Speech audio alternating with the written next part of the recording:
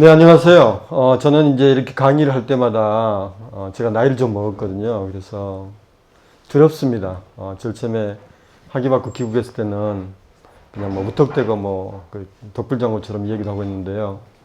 굉장히 두렵고, 그래서 가급적이면 강의를 안 하려고 그렇게 마음먹고 있는데요. 오늘 또 하게 됐네요. 우리 박태현 교수님이 또 최선호 선생님이랑 같이 이렇게 강의해 주셔가지고, 제가 이 품앗이를 하게 됩니다. 이 얘기 제가 강의를 하기가 좀 두려워지는 이유가 있죠. 라틴 아메리카는 7가지 색을 가진 대륙이다 이렇게 얘기하는데요. 라틴 아메리카를 탐사할수록 더 어려워지는 거죠. 너무 색깔이 다양하고 너무 깊고 폭이 넓고 깊어서. 그래서 과거에 제가 몇 년 전에 했던 이야기가 더 탐사를 해놓고 보면은 또 잘못된 이야기일 수도 있고 그래서 하기가 싫어지는 거예요. 그래서 이제 여러분들이 이제 라틴 아메리카를 공부하신다면은 앞으로 이제 조금 많은 세월이 지난 다음에 저와 같은 그런 느낌을 가지시게 될지도 모르겠어요. 또 역설적으로 얘기하면 이것 때문에 라틴 아메리카는 매력적인 대륙이라고 할 수 있죠. 그래서 라틴 아메리카는 7가지 색을 가진 대륙이다. 그래서 헤르만 아르시네가스라고요. 콜롬비아 역사학자, 이분이 이렇게 말씀하셨죠. 그러니까 서로 다른 문화적 특성이 막 섞여 있는 겁니다. 근데 이제 이게 계기가 됐던 게 여러분들 잘 아시다시피 1492년 크리스토벌 콜럼버스라고 그러죠. 콜럼버스가 신대륙을 방문한 이후로 굉장히 다양한 문화가 뒤섞여서 이렇게 라틴 아메리카가 복잡하게 된 거죠. 보겠습니다. 그래서 에스파냐의 그 침략을 받았기 때문에요. 대개는 에스파뇰을 사용하죠. 스페인어. 그 다음에 일부 지역에서는 이제 포르투갈어 사용하지만 우리는 보통 에스파뇰라고 생각하면 되겠습니다. 일부 지역에서는 포르투갈어, 브라질이죠. 브라질어라고 합니다. 포르투갈어하고 브라질어가 약간의 차이가 있기 때문에 브라질어라고 부르기도 해요. 그 다음에 카리비안 안에는 이제 프랑스어, 영어, 화란어 뭐 이런 것들이 사용되기도 합니다. 그 다음에 카톨릭이죠. 에스파냐가 전통적으로 카톨릭 국가였기 때문에요. 되게 이제 문화는 사람이 이동하게 되면은 그 문화를 가져가게 됩니다. 이것을 이제 거미와 거미집의 이론이라고 그러죠. 거미는 자기 몸속에 자기가 살아갈 집을 담고 다닙니다. 그래서 거미가 이동하면은 그 집을 몸속에 갖고 갔다가 다시 자기가 거주할 곳에다가 거미집을 쳐놓고 거기서 살게 되죠. 결코 거미는 거미집에서 벗어나지 못합니다. 인간도 마찬가지죠. 그래서 에스파냐 사람들이 도래화돼 버려서 그들의 문화를 가졌는데 그게 대표적인 케이스가 바로 카톨릭이죠. 그 다음에 이제 비슷한 역사적 경험이라는 것이죠. 거의 비슷한 시기에 아주 짧은 시기입니다. 50년에 걸쳐서 중남미는 스페인, 에스파냐 식민지가 됐고요. 그 다음에 한 300년 동안 지속되다가 해방됐죠. 물론 이제 각 국마다 약간씩 차이는 있습니다. 그렇지만 그런 비슷한 식민지적 경험을 갖고 있기 때문에 또 유사한 동일한 언어를 사용하고 있고요. 에스파뇰, 그 다음에 카톨릭을 신앙하고 그래서 굉장히 다양하지만 그 하나의 단일성을 갖고 있기도 하다. 근데 또 그렇지는 않다는 것이죠. 그 다양한 이름으로 불리는 라틴 아메리카인데요. 이스파노 아메리카라고 불립니다. 이것은 이제 에스파냐를 이스파니아라고 그랬거든요. 이스파니아. 그래서 이스파노 아메리카라고 부르기도 하고요. 이베로 아메리카는 아메리카가 이베리아 반도 사람들이 들어와서 살았다고 해서요. 이 에스파니아가 포르투갈이 있는 그 반도가 이베리아 반도입니다. 그 다음에 라틴 아메리카는 이제 근대에 들어서 라틴어권의 이쪽에 영향을 많이 미쳤죠. 특히 프랑스가 라틴어권의 맹주임을 과시했었는데요. 국제 외교 무대에서 프랑스의 힘이 강력해지니까 라틴 아메리카라는 명칭을 사용하기를 권장했죠. 그 다음에 이제 이거 스페인어로 하면은 아메리카 라틴어가 되겠습니다. 그 다음에 인도 아메리카는 콜럼버스가 인디아에 간다고 해가지고요. 서인도 제도, 지금의 이제 서쪽 인도는 전혀 아니지만 아무튼 서쪽 인도에 도착했다고 믿음으로써 서인도 제도라고 했는데 그래서 이제 거기를 인도 아메리카라고 이렇게 불렀죠. 지금은 사장된 이름입니다. 이스파노 아메리카나 이베로 아메리카, 라틴 아메리카는 살아있는 이름인데요. 인도 아메리카는 역사 속에 사라진 이름이라고 할 수 있어요. 한국에서는 중남미라고 그러죠. 북미와 구분하기 위해서. 원래는 이제 북쪽과 남쪽 두 가지밖에 없습니다. 중쪽은 없는 거거든요. 중쪽은 없는데 조금 이따 제가 지도를 통해서 보여드리겠지만 여기 보면은 이제 다 아시겠는데요. 제가 좀 간단히 설명할게요. 이 강의를 하기 전에 우리 선생님께서 김연아 선생님께서 일반인도 수강합니다. 라틴 아메리카를 모르는 분들도 수강하시기 때문에요. 조금 이렇게 기본적인 것도 하셔야 됩니다. 또 제가 이제 그 코스모비션이라고 그 타이틀을 달았지만 그것은 굉장히 어려운 개념입니다. 제가 조금 이야기할게요. 이따 이야기할게요. 그래서 그걸 전부 다루면 이제 좀 졸죠. 졸고 저도 잘 모르고요. 그래서 이렇게 설명드리는 것이 조금 더 약간의 그 강의의 기승전결이 있을 것 같다. 이런 느낌도 들고, 또 이런 강의는 굉장히 어려운 게 뭐냐면은 소위 그 수강생들의 균질화가 안 돼 있잖아요. 여기서 어느 분들은 조금 라틴 아메리카에서 잘 아시는 분도 계실 거고, 혹은 전혀 모르시는 분들도 계실 거고, 그래서 조금 어렵죠. 그래서 대학에서는 이제 보통 균등한 학생들을 가르치기 때문에 괜찮은데 좀 어렵습니다. 아무튼 그래서 살짝 설명하자면요. 중남미 미주 대륙이 이렇게 있잖아요. 근데 여기가 이제 적도가 지납니다. 적도. 콜롬비아, 에콰도르 적도가 지나는데 이게 북쪽이고 남쪽이잖아요. 근데 여기 멕시코 이북에 북미가 있기 때문에 이 개념이 필요했던 거예요. 중이라는 개념이. 그래서 중남미라고 하는 거죠. 북쪽, 남쪽, 북이, 남이 하게 중이는 없지 않습니까? 원래는. 그래서 중남미라고 이렇게 한 거예요. 실제로 그래서 중남미는 조금 이따 살펴보겠지만 굉장히 넓은 땅입니다. 제가 지도를 항상 소개할 때는 이렇게 컬러풀한 지도를 소개하거든요. 이걸 보면 아주 매혹적으로 느껴지지 않습니까? 여기 사방이 바다 둘러싸고 있죠. 갈색으로 된 이런 산맥이 있죠. 초록색으로 된 이런 대평원이 있죠. 아마존이 있죠. 카리브 바다가 있죠. 태평양이 있죠. 대서양이 있죠. 남극이 있죠. 그렇습니다. 너무너무 매력적인 거죠. 알 수가 없어요. 실제로 한국에서는 너무 단순화시켰죠. 남미 합니다. 나 지난번에 남미 멕시코 갔어. 남미가 남쪽에 있는 거 아니거든, 멕시코는. 과테말라 어딨니? 남미에 있어. 남미 쪽 보세요. 남미에 어디 과테말라가 있어. 여기 있지. 그렇습니다. 그러니까 한국에서는 굉장히 잘못된 개념을 갖고 있는 거죠. 차라리 라틴 아메리카라고 하든지, 중남미라고 하든지, 그러면 좋을 걸. 남미 합니다. 그것은 우리가 항상 북쪽만 중심으로 생각하기 때문에요. 멕시코 이쪽에 있는 북미만 생각하기 때문에 그 아래 있는 건 전부 남쪽인 거죠. 굉장히 잘못된 개념. 우리 지구를 그냥 지구본을 다시 찢어가지고 해체시켜서 다시 그려야 되는 그런 33개 국가고요. 유럽 면적의 2배입니다. 이게 굉장히 커요. 실제로 메르카토르 도법이 우리가 그 현재 평면에 펼쳐진 그런 지구를 평면에 펼쳐놓고 보면 이렇게 애곡시키거든요. 한반도의 면적이 94배 이루고요. 전 세계 지표면의 15%에 이릅니다. 약 2천만 제곱킬로미터. 그래서 남미 쪽이 더 커요. 북미, 중미 쪽은 작습니다. 남미 쪽이 크고요. 그래서 보면은 이제 이 라틴 아메리카를 또 지역적 특성에서 분리해 볼 수 있거든요. 아까 제가 7개 색깔을 가졌다고 그랬는데 그것은 아까 이 지도상에서 엄청나게 다양한 이런 걸 갖고 있잖아요. 그래서 이제 그렇게 말씀드린 거고요. 실제로는 문화적으로 분리가 됩니다. 북아메리카의 멕시코, 그 다음에 중앙아메리카, 그 다음에 카리브. 카리브는 좀 달라요. 그래서 국제학회에서는 The Latin America and 카리브라고 그래요. 그러니까 두 개로 보는 거죠, 서로. 그래서 라틴 아메리카는 에스파냐와 브라질의 식민지고요. 카리브는 이제 그 이후로 들어왔던 미국, 영국, 프랑스 이런 데 식민지죠. 그래서 달리 생각합니다. 그 다음에 안데스 지역, 아까 보셨죠? 안데스 지역. 안데스 지역은 문화적으로 좀 달라요.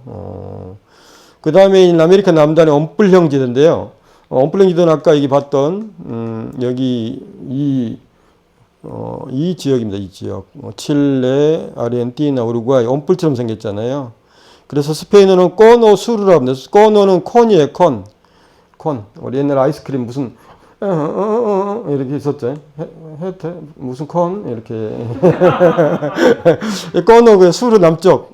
그래서, 이, 사우스콘이죠, 사우스콘 지역입니다. 코노 수르. 여기는 문화적으로 다릅니다. 그러니까 굉장히 달라요. 그 다음에 아까 설명하지 않은 부분, 브라질. 여기 브라질이 있어요, 브라질은 남미 대륙, 이 남미 쪽, 이쪽 아래부분 남미라고 하는데, 여기를 자를 수 없으니까 그냥 이 아랫부분 남미라고 합니다. 콜롬비아하고 파나마 사이 이 아랫부분 남미라고 하는, 그냥 보통 통칭해서 그래요. 그래서 한국의 남미가도, 애교부의 남미가도 이렇게 안 자르고 이 덩어리체 남미가로 합니다. 근데 이 남미 대륙의 48%를 점유하고 있어요, 브라질이. 그 다음에 알라스카를 제한 미국 본토보다 더 큰 땅입니다, 브라질이. 그러니까 우리가 메르카토르 도법에 어류가 지금 우리 머릿속에 각인되어 가지고요. 미국이 엄청 크게 생각하는데 실제로 알래스카를 제한 미국 본토보다 브라질이 더 큰 땅이다 하는 것이죠. 자, 브라질은 저는 브라질 전문가가 아니기 때문에요. 그리고 이제 오늘은 꼭 무슨 브라질을 얘기하러 온 거 아니기 때문에 다루지 않겠습니다. 이렇게 분리해서 다루지는 않겠지만 실제로 이렇게 문화적으로 분리되어 있다. 물론 이제 지리적으로도 많이 분리되어 있죠. 실제로 굉장히 멉니다. 조금 이따 다시 설명할게요. 멕시코에서 칠레까지 남북 길이가 약 13,000km거든요. 동서 길이는 약 4,800km고. 그러니까 엄청난 겁니다. 여러분들 멕시코 가셔가지고 아르헨티나도 스페인어 쓰고 그러는데 아르헨티나 한번 가볼까? 아니 이거 대륙 건너가는 길입니다. 거의 비행기를 한 7, 8시간 타야 돼요. 10시간 가까이. 그러니까 이런 뭐 그냥 우리가 금방 가고 이런 데가 아니거든요. 또 그 멕시코하고 미국의 접경 지역이 북이 32도고요. 칠레 남쪽에 남이 56도면 88도예요. 이도상으로. 북극점에서 남극점까지가 180등분 되어 있습니다. 근데 86이거든요. 거의 반 차지하고 있어요. 그러니까 굉장히 생태 환경이 다양하다고 할 수 있겠죠.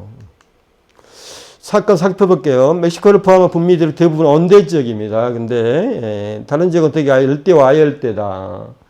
생물학적으로 굉장히 중요한데 우리처럼 또 이도상으로만 분리되는 거 아니에요. 조금 이따 다시 설명하겠습니다. 아마존은 지류가 약 11,000개고요. 제가 아마존 상공을 비행기로 날아가 본 적이 있는데 극히 일부지만 정말 놀랐습니다. 놀랐습니다. 완전 이따 살펴보겠지만 초록색인데요. 거기에 그 강줄기가 있는 거예요. 나중에 아마존 그 사진 한번 다시 볼게요. 또 아프리카 열대나 아열대 지역에서는 볼 수 없는 울창한 산림지대나 산악지형도 존재하죠. 그래서 고도 때문이다. 안데스 산맥이 이도보다도 고도 차이죠. 그래서 안데스 산맥은 아까 보셨잖아요. 콜롬비아 남부에서부터 칠레까지 걸쳐 있는데요. 브라질과 우루과이, 파라과이 이런 지역을 제외하고 물론 이제 그 남미 북쪽에 있는 작은 나라들 수리남이니 뭐 이런 나라들은 제외하고요. 거의 대부분이 걸쳐 있는 거죠. 그래서 되게 이제 예를 들면 아르헨티나 같은 경우는 태평원 지역이라고 할 수 있잖아요. 근데 거기에 안데스 산맥이 지나가요. 칠레 국경 지역에. 그래서 그 안데스 지역의 문화도 일부 아르헨티나에 있습니다. 그러니까 한 국가를 설정할 때 국가의 문화를 설정할 때에는 자연 환경이 그 문화를 상당히 영향을 많이 미치잖아요. 근데 한 나라가 대단히 다양한 문화적인 환경들이 가지고 있기 때문에 그 나라가 복잡할 수밖에 없는 거죠.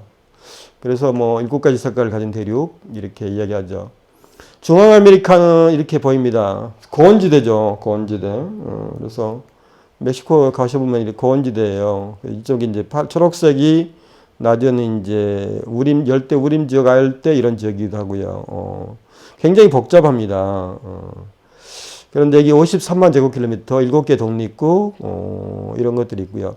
제가 멕시코는 조금 설명할게요. 이따가 메소아메리카의 코스모비시온을 설명할 때 멕시코가 그 핵심 지역이기 때문에요. 멕시코는.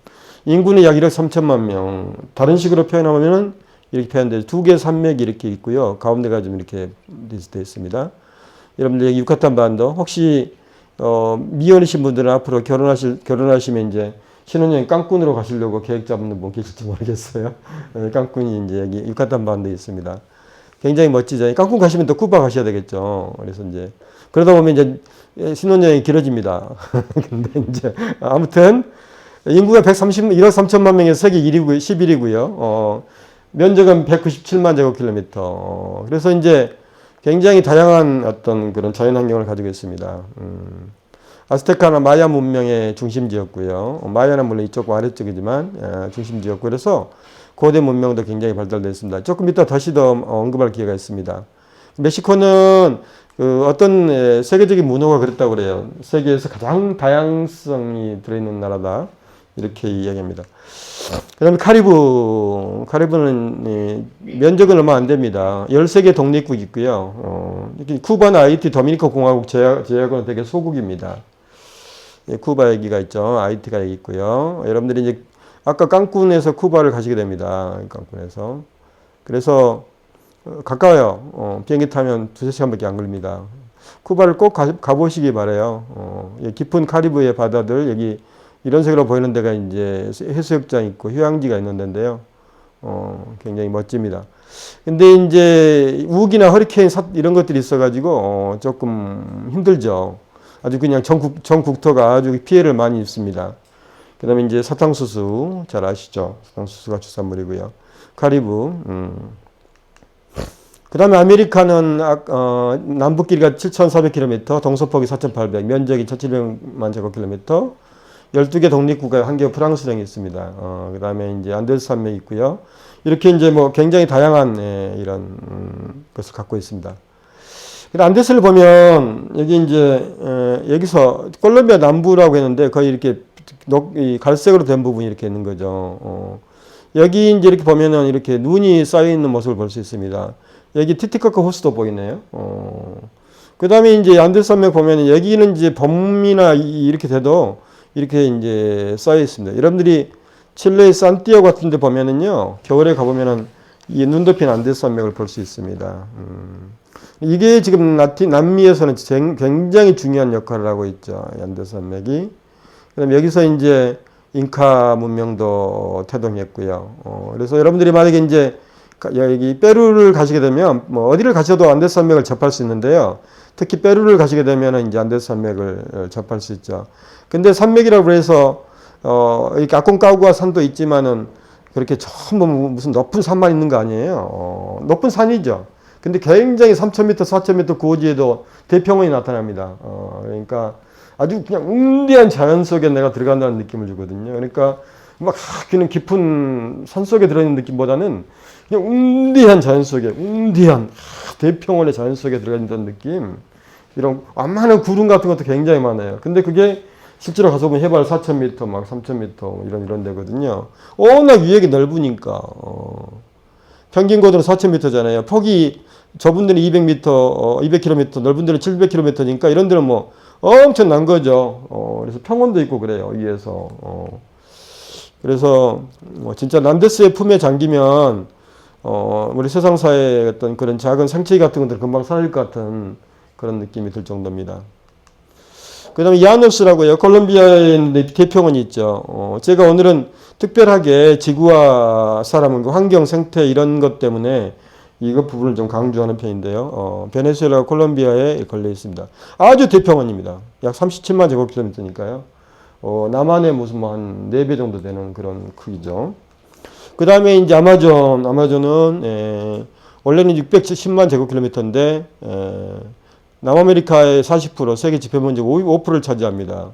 유역 국가는 굉장히 다양해요. 우리가 아마존하고 브라질만 생각하잖아요. 아니, 페루, 볼리비아, 콜롬비아, 에콰도르, 베네수엘라, 기아나, 수리남 다 있어요. 그래서 지금 여기 우리 제자 중에 하나가 지금 아주 야무진 제자가 스페인어 가르치면서 뭐 이렇게 가끔씩 이렇게 유튜브나 이런 데 보이는데 이 친구가 볼리비아 교포였거든요. 근데 항상 불만이에요. 왜 사람들이 볼리비아를 통해서 아마존을 안 가냐고. 그렇게 불만이었죠. 근데 아무튼 이럽니다. 지구수의 30%, 지구 열대우림의 3분의 2, 지구 동식물의 30%, 지구 산소의 20 내지 22, 3%를 차지하고 있는 거죠. 또 아마존강은 발원지가 뭐 페루의 안데스 지역에서 발원했다고 그러는데 알 수가 없어요. 아마존은. 그렇죠. 너무너무 강이 많으니까 발원지가 뭐 어디겠어요. 사만 되겠는 거죠. 제가 이제 그리고 이제 지류가 너무 많기 때문에요. 강 이름이 너무너무 다양해요. 예를 들면 지류가 1100개라고 아까 말씀드렸잖아요. 그건 우리가 가시적인 지류뿐이에요. 더 많겠죠. 그럼 이 아마존강이 각 국가마다 있어요. 근데 여기 베네수엘라나 여기 콜롬비아나 에콰도르나 페루나 볼리비아나 이런 지역에 살았던 원주민이 이 강이 나중에 합쳐져서 아마존 강이라는 것을 알았겠습니까? 몰랐죠. 그럼 전부 자기 강 이름이 있을 거 아니에요. 그래서 제가 아직 출간은 안 됐는데 소용돌이라는 콜롬비아 작품을 번역한 적이 있어요. 근데 거기가 이제 배경이 아까 말했던 야노스하고 아마존이거든요. 콜롬비아와 베네수엘라. 그런데 같은 강이에요. 같은 강인데 이쪽 원주민들은 그 강을 다르게 부르는 거죠. 이쪽 원주민 다르게 부르는 거죠. 그러니까 이제 제가 번역가로서 굉장히 헷갈리는 겁니다. 그래서 무슨 강이 나오면 전부 지도를 통해서 어떻게 있는지 찾아봐야 되는 거예요. 그렇습니다. 여기 보면 이제 큰 강은 이렇게 나타나잖아요. 근데 이제 작은 강, 이것도 큰 거 아니에요. 작은 거예요. 큰 강에는, 이런데 큰 강에는 뭐 몇만 통짜리 배들이 다니거든요. 이건 작은 강이에요. 이런 강들이 있죠. 그래서 비행기 위에서 올라가서 보면은 이런 강들이 뭐 엄청나게 실피치처럼 되어 있는 거예요. 녹색의 이 열대 우림에 이런 황토색들이 강이 있는 거죠. 그래서 제가 어떤 표현을 썼냐면, 저랑 같이 비행기 타고 가다가 옆에 앉은 그 지인에게 마치 우리가 그 살이 푸른색으로 되어 있는 그런 무슨 파충류나 그런 뭐 동물의 칼을 예리한 연도나를 절단해가지고 현미으로 살펴보면은 거기에 핏줄이 황토색이지 않을까? 그걸 이렇게 확대시켜 놓은 것처럼 그런 제가 표현한 적이 있거든요. 지금 이건 뭐 대표적으로 이렇게 보이지만 이렇지 않습니다. 비행기에서 타서 보면은요, 완전히 녹색의 실핏줄처럼 팍 강들이 있는 거예요. 실제로 이제 들어가 보면은 길을 잃을 정도입니다. 하늘이 거의 안 보이고요. 내가 어디가 있는지 알 수도 없을 정도입니다.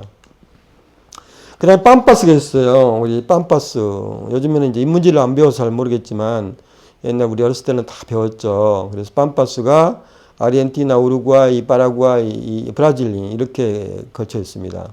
이것도 120만 제곱킬로미터예요. 그래서 특히 아르헨티나 지역이가 60만 제곱킬로미터인데요.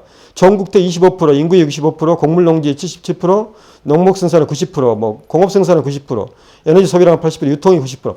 대단한 거죠. 아르헨티나 빰바스 없으면 거의 안 됩니다.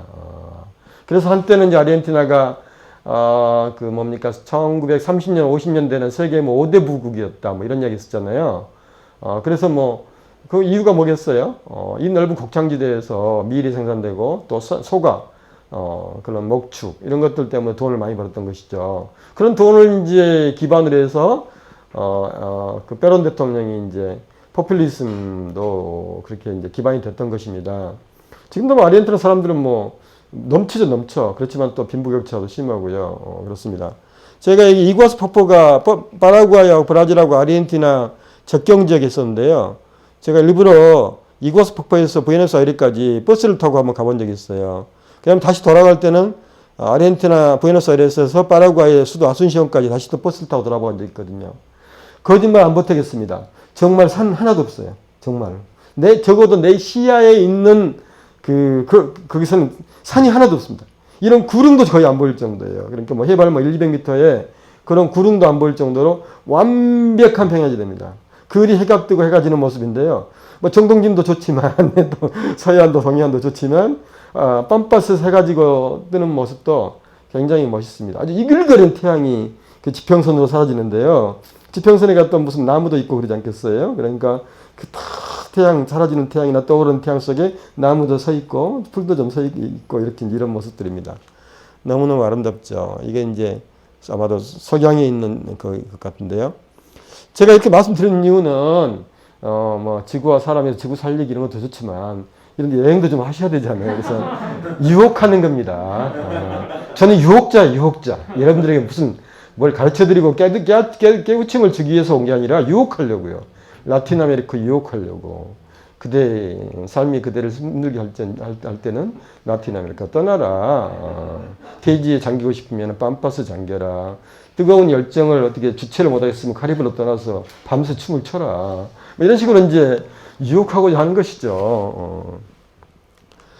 그 다음 남극도 중요하죠. 남극도. 북극보다 남극이 굉장히 중요한 요소를 차지하고 있잖아요. 그래서 관광학적으로 뭐 한국 사람들이 상당히 관심 있는 모양인데 우스바이아, 그 다음에 이렇게. 그 다음에 또 여기는 아르헨티나 이쪽 부분에 말비나스라고요. 포클랜드가 있습니다. 이 포클랜드. 이게 별것도 아니에요. 면적은 12,200제곱킬로미터고 인구가 4천만 명밖에 안 되는데 요즘에 이제 그 국제적인 그런 영유권이나 영해권 이런 것 때문에 굉장히 중요한 지역이 됐어요. 특히 남극이 가지고 있는 천연자원이나 뭐 수자원 이런 것 때문에. 근데 이제 그 아르헨티나 가깝지만 영국이 또 점유하고 있잖아요. 그래서 이제 우리 독도 문제하고 조금 유사한데 조금 다르죠. 소유권의 그런 문제는 좀 다릅니다. 다른데 아무튼 이게 굉장히 중요했어요. 아르헨티나는 너무너무 크니까 200만 제곱킬로미터 넘으니까 이런 것은 거들떠보지도 않았거든요. 그래서 영국이 에스파니아가 해양 진출을 경쟁할 때 영국은 섬나라라 뭔가 막 밖에 나가서 뭔가를 점유해야 되는데 스페인 사람들이 아르헨티나라는 거대한 땅에서 만족하고 그냥 여기는 거들떠보지 않으니까 야금야금 영국이 점유해가지고 지금까지 이제 시료지배를 하고 있는 거죠.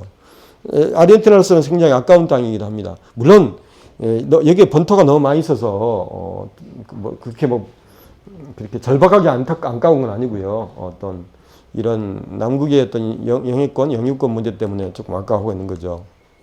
인구와 인종 보면은 인구가 지금 6억 5천만 명 되는데요. 세계 인구의 8.7% 정도 차지한다고 합니다. 근데 늘어난 인구가 계속해서 중남미는 산하 제한 같은 걸 잘 안 합니다. 카톨릭 국가이기 때문에요.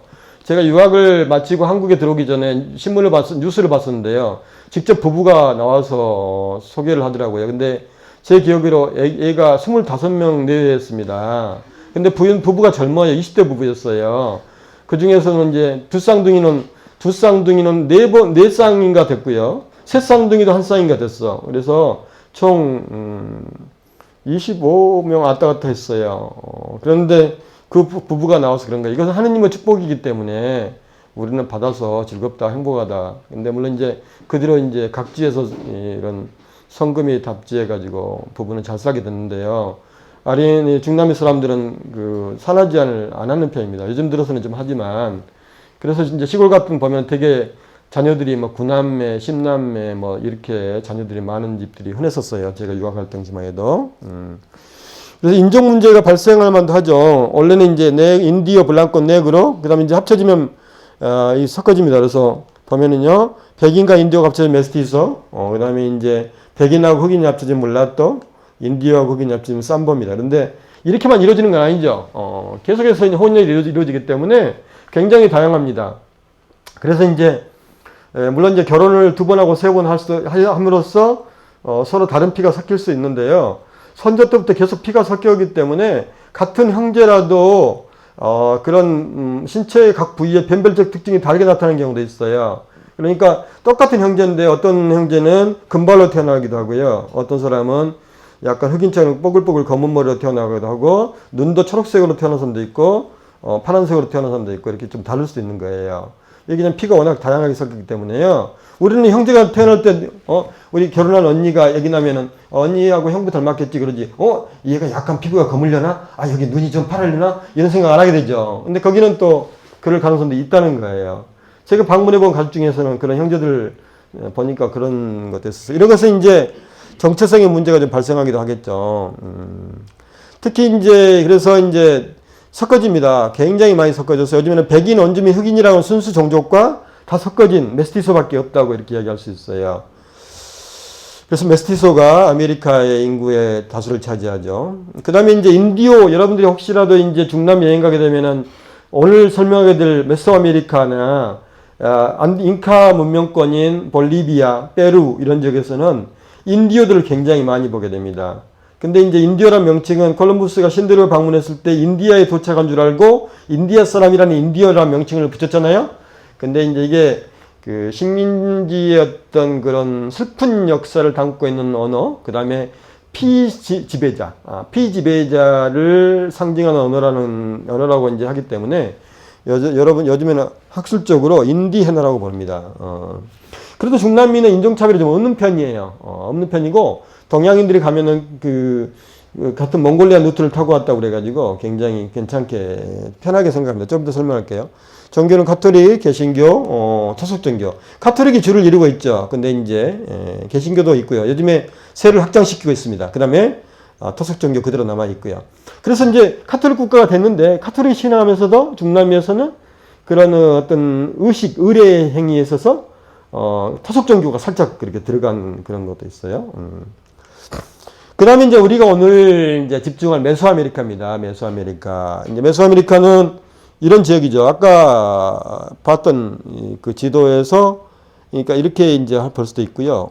이렇게 칼라로 보면 이렇게 됩니다.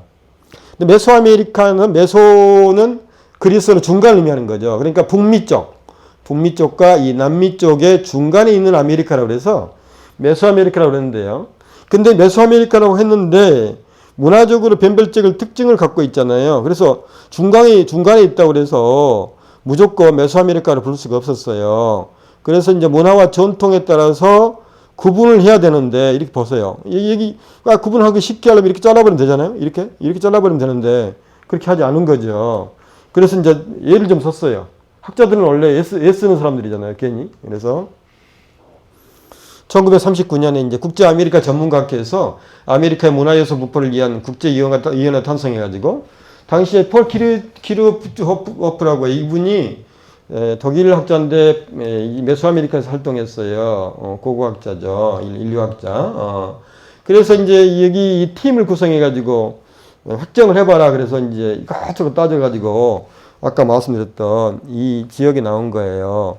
근데 이제 보면은 멕시코의 그 9개 주 정도 되는 거죠. 엘살바도르, 과테말라, 니카라구아, 코스타리카, 파나마, 벨리스, 온두라스 이런 지역입니다. 그러니까 근데 이제 1939년 이 정도면은요. 그래도 이제 국가 간의 경계 지점이 좀 있었지만 지금도 마찬가지예요. 그런 지역 가면은 특히 이제 우리나라는 그 휴전선이 가로막고 있어가지고 각 국가의 어떤 그 경계에 대한 그 강박관념이 있는 거잖아요. 우리는. 제가 제일 처음에 1987년에 유학을 떠났거든요. 유학을 떠나서 아니 버스 타고 그냥 국경을 통과하고 그냥 뭐 그렇게 왔다 갔다 하는 거예요. 그냥 무슨 철조망이 있어요. 뭐가 있어요. 그냥 강이 좀 있거나 무슨 뭐 그런 거예요. 그냥 수풀이 쌓여 있거나 산맥이 좀 가로막있거나 그 정도죠. 그래서 충격받았어요. 저는 그 담벼락에 그 공산주의자는 무슨 마귀처럼 그려가지고 이렇게 그런 그림을 보고 만화를 보고 성장했던 그런 세대거든요. 그렇기 때문에 국경의 개념이 너무나 명확한 거예요. 그 국경을 넘어가지 못할 거죠. 우리는 넘어갈 수가 없어요. 그렇잖아요. 우리는 삼면이 바다고 이북은 절조망이 쳐져 있고. 그래서 저 같은 그런 환경 속에 살아가던 사람이 중남미를 보고는 충격받았었어요. 실제로. 지금도 무슨 국경 개념이 국경 지방에 살아가는 원주민들한테는 없습니다. 가까이 산 사람들 재밌지, 친하지. 그게 브라질과 무슨 콜롬비아 나눠졌다고, 콜롬비아 에콰도르 나눠졌다고 무슨 뭐 다른 나라 사람처럼 지내겠어요? 가까이 있는 이웃 사촌이죠.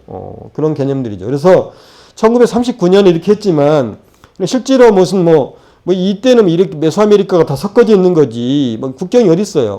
국경이 어디 있어요? 그때 지금이야 뭐 국경이 있지만 지금도 국경 개념 거의 없습니다. 거의 없어요. 지도상에만 있을 뿐이에요. 그리고 이제 큰 도시가 국경에 큰 도시가 있으면 이제 여기 부분에서는 이럴 건데 그런 뭐 여기서 이제 여권 검사도 하고 진검사도 하고 세관도 있고 하죠. 이런 데서 무슨 어디가 국경이 있겠습니까? 그래서 순전히 문화적으로만 구분했어요. 그래서 아까 말씀드렸던 그런 지역이 됐다는 것이죠. 그래서 이제 약 2500년 전부터 형성되기 시작한 메소아메리카는 외부 영향을 받지 않은 채 독자적으로 발전해 갑니다. 그래서 이제 대개는 농경 정착 시대부터 에스파니아의 식민지, 에스파니아 사람들이 들어와가지고 그 전에 전통이 잔절된 시기까지를 이야기하고 그 다음에는 또 에스파니아 식민지가 되어서 카톨릭 복음화가 시작되고 요즘에 이르는 시기. 이걸 이제 메소아메리카 전통이라고 할 수 있는데요.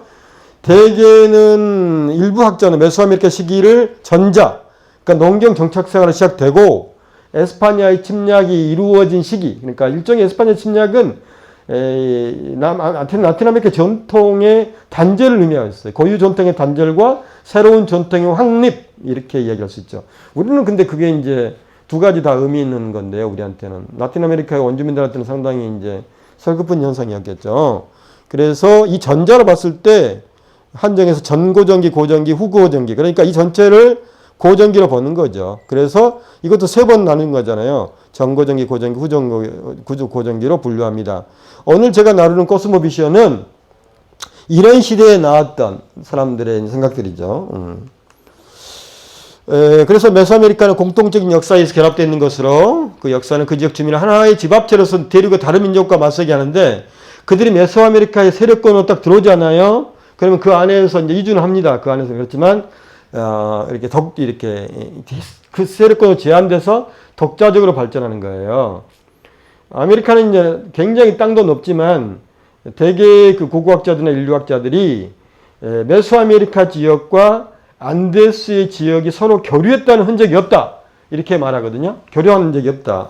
그래서 영향을 받지 않은 채 독자적으로 발전해 갑니다. 그래서 이제 에스파니아 침략이 일어나서 이제 말살되죠. 그렇지만 그런 전통이 이제 완전히 사라진 건 아니라는 것이죠. 자, 아스테카 이전의 메소아메리카 보면은요, 옛날에 우리 아시잖아요. 13만 년 전에 북극 열기 시작해가지고 4만 8천 년 전에 이제 이게 빙하기가 옵니다. 빙하기가 와서 여기 이제 베링 해협이 얼었다는 거예요. 여기 보면은 이제 이게 깊은 곳이 있고 옅은 곳이 있잖아요.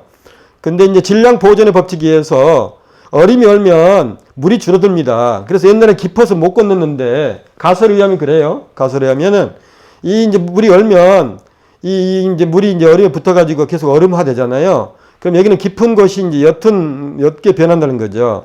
그래서 옛날에는 감히 엄도 못 냈는데 썰매를 타고 가다가 그 조악한 배, 지금처럼 큰 배가 아니고 그 뗏목 이런 걸 타고도 건널 수 있었다. 그래서 이제 이쪽으로 내려왔다는 것입니다. 그래서 이제 몽골리안 루트를 타고 뭐 굉장히 다양한 곳을 갔는데 이 아메리카로 왔다는 것이죠. 그래서 이제 여러 가지 가설이 있는데요. 그 중에 하나가 이렇습니다. 그래서 보면은 이제 올메카, 사포테카, 테오티후아칸, 톨테카, 멕시카 이런 문명이 있었습니다. 그래서 이제 다 살펴보지 않고요. 올메카 문명하고 테오티후아칸하고 멕시카 문명만 간단하게 살펴보겠습니다.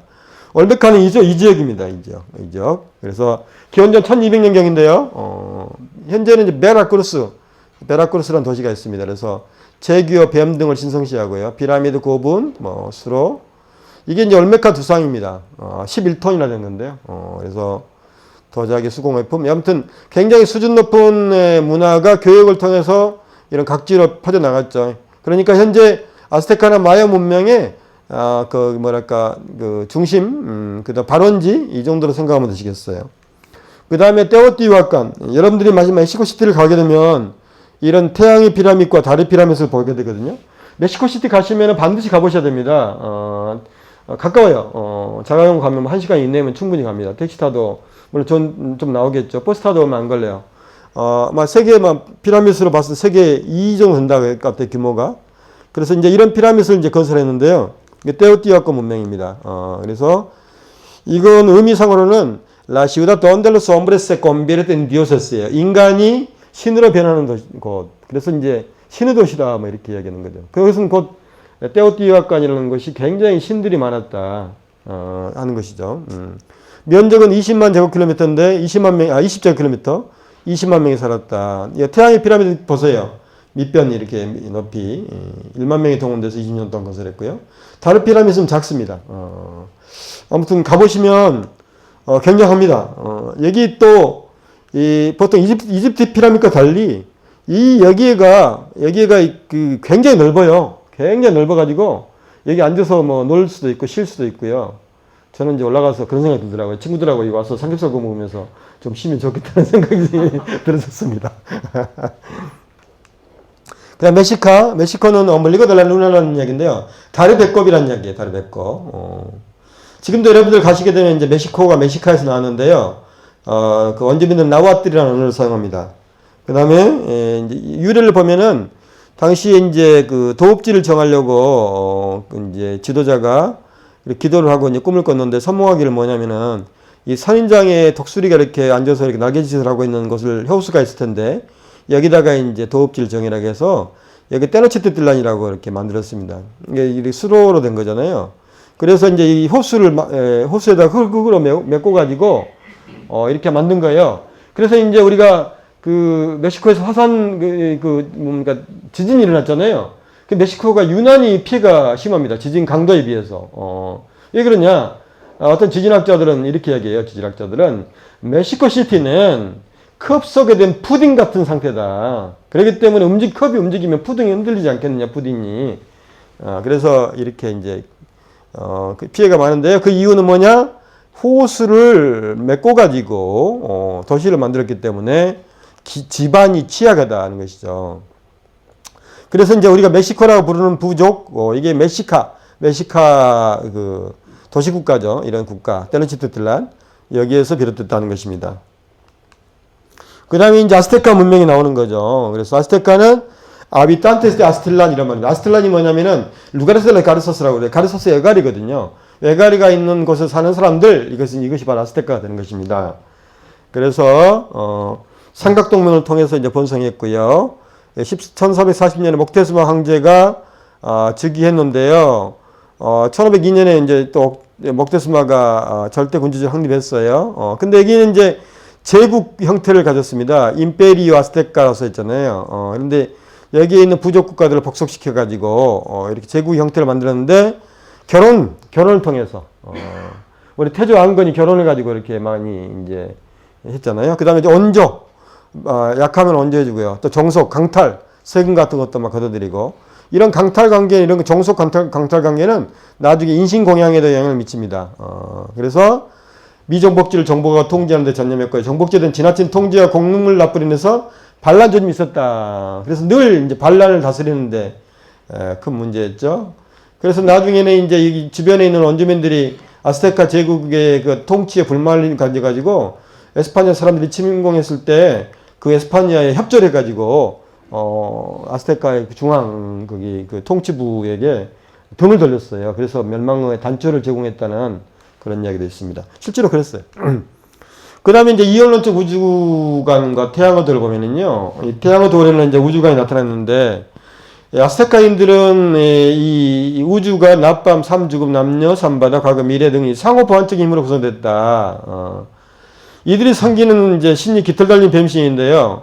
이 깃털과 뱀이잖아요. 깃털과 뱀. 그래서 이제 깃털은 새를 의미하죠. 하늘. 뱀은 땅이다. 그래서 하늘과 뱀을 연결시켜주는 그런 신이다. 그럽니다. 그래서 이 깃털 달린 뱀신의 두상 같은 것은 아까 그 피라미드 이런 데도 굉장히 많이 있어요. 그림도 많고요. 그래서 하늘과 땅의 일치를 의미했다는 것이죠.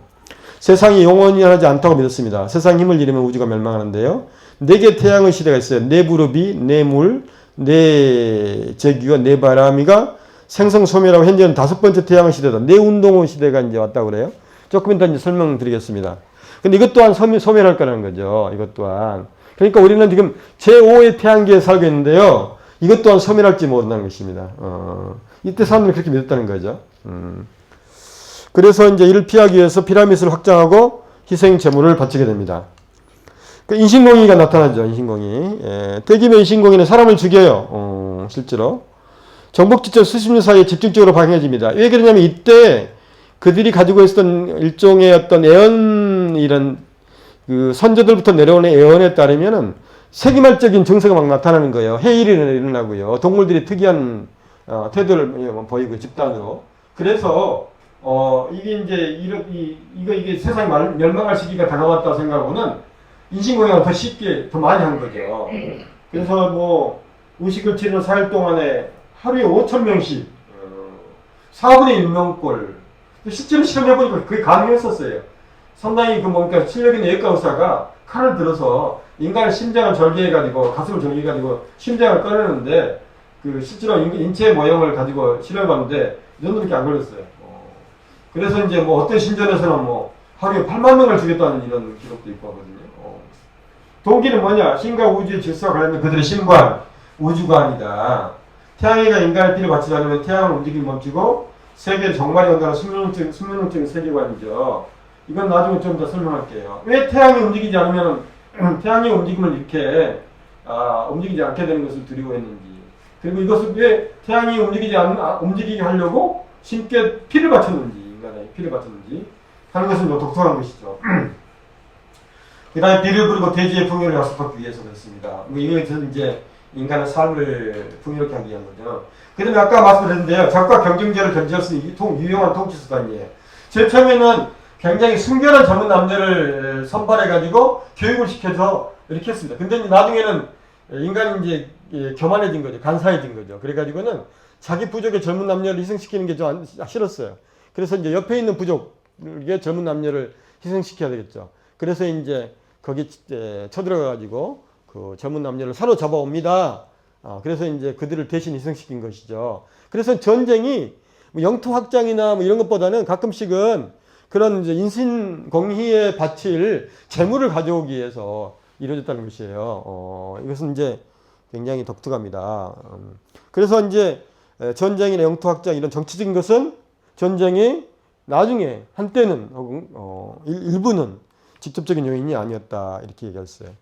공의의 방법은 돌을 몸에 넣고 칼이나 돌로 가슴을 열어서 이제 심장을 맞추고요. 또 참수합니다. 얘들을 목을 자르는 거죠.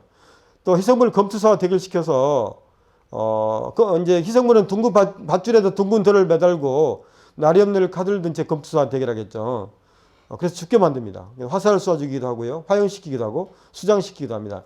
여기 좀 졸리실 것 같은데 여기 어떻게 아포칼립토 잠깐 봐볼까요? 그 다음에 이제 마야 문명을 마야는 이름이 이제 도시 마야반에서 이랬는데요. 마는 이제 유일한 남자 조상을 가진 그런 부계 혈통 가족이죠. 그다음 야는 신들로부터 선택받은 사람들. 그러니까 그렇죠. 유일한 남자 조상을 가져서 신들로부터 선택받은 사람들이 마야랍니다. 제가 옛날에 우연히 보니까는 어떤 노인 사학자께서 조그만 골방처럼 보였어요. 아주 그냥 작은 방에서 조그만 그 흙판 놔두고 이렇게 마야 문명을 설명하시더라고요. 그러면서 아무튼 그래서 이제 이렇게 이런 내용을 설명하시는 것 같았어요. 그래서 전혀 제가 모르는 분인데요. 설명하시더라고요. 그래서 신의 가족이다 이렇게 이야기합니다. 마야 문명은 여러분들 보시다시피 이렇게 넓게 펼쳐져 있어요. 넓게. 그래서 이제 기원전 3000년경에 있었는데요.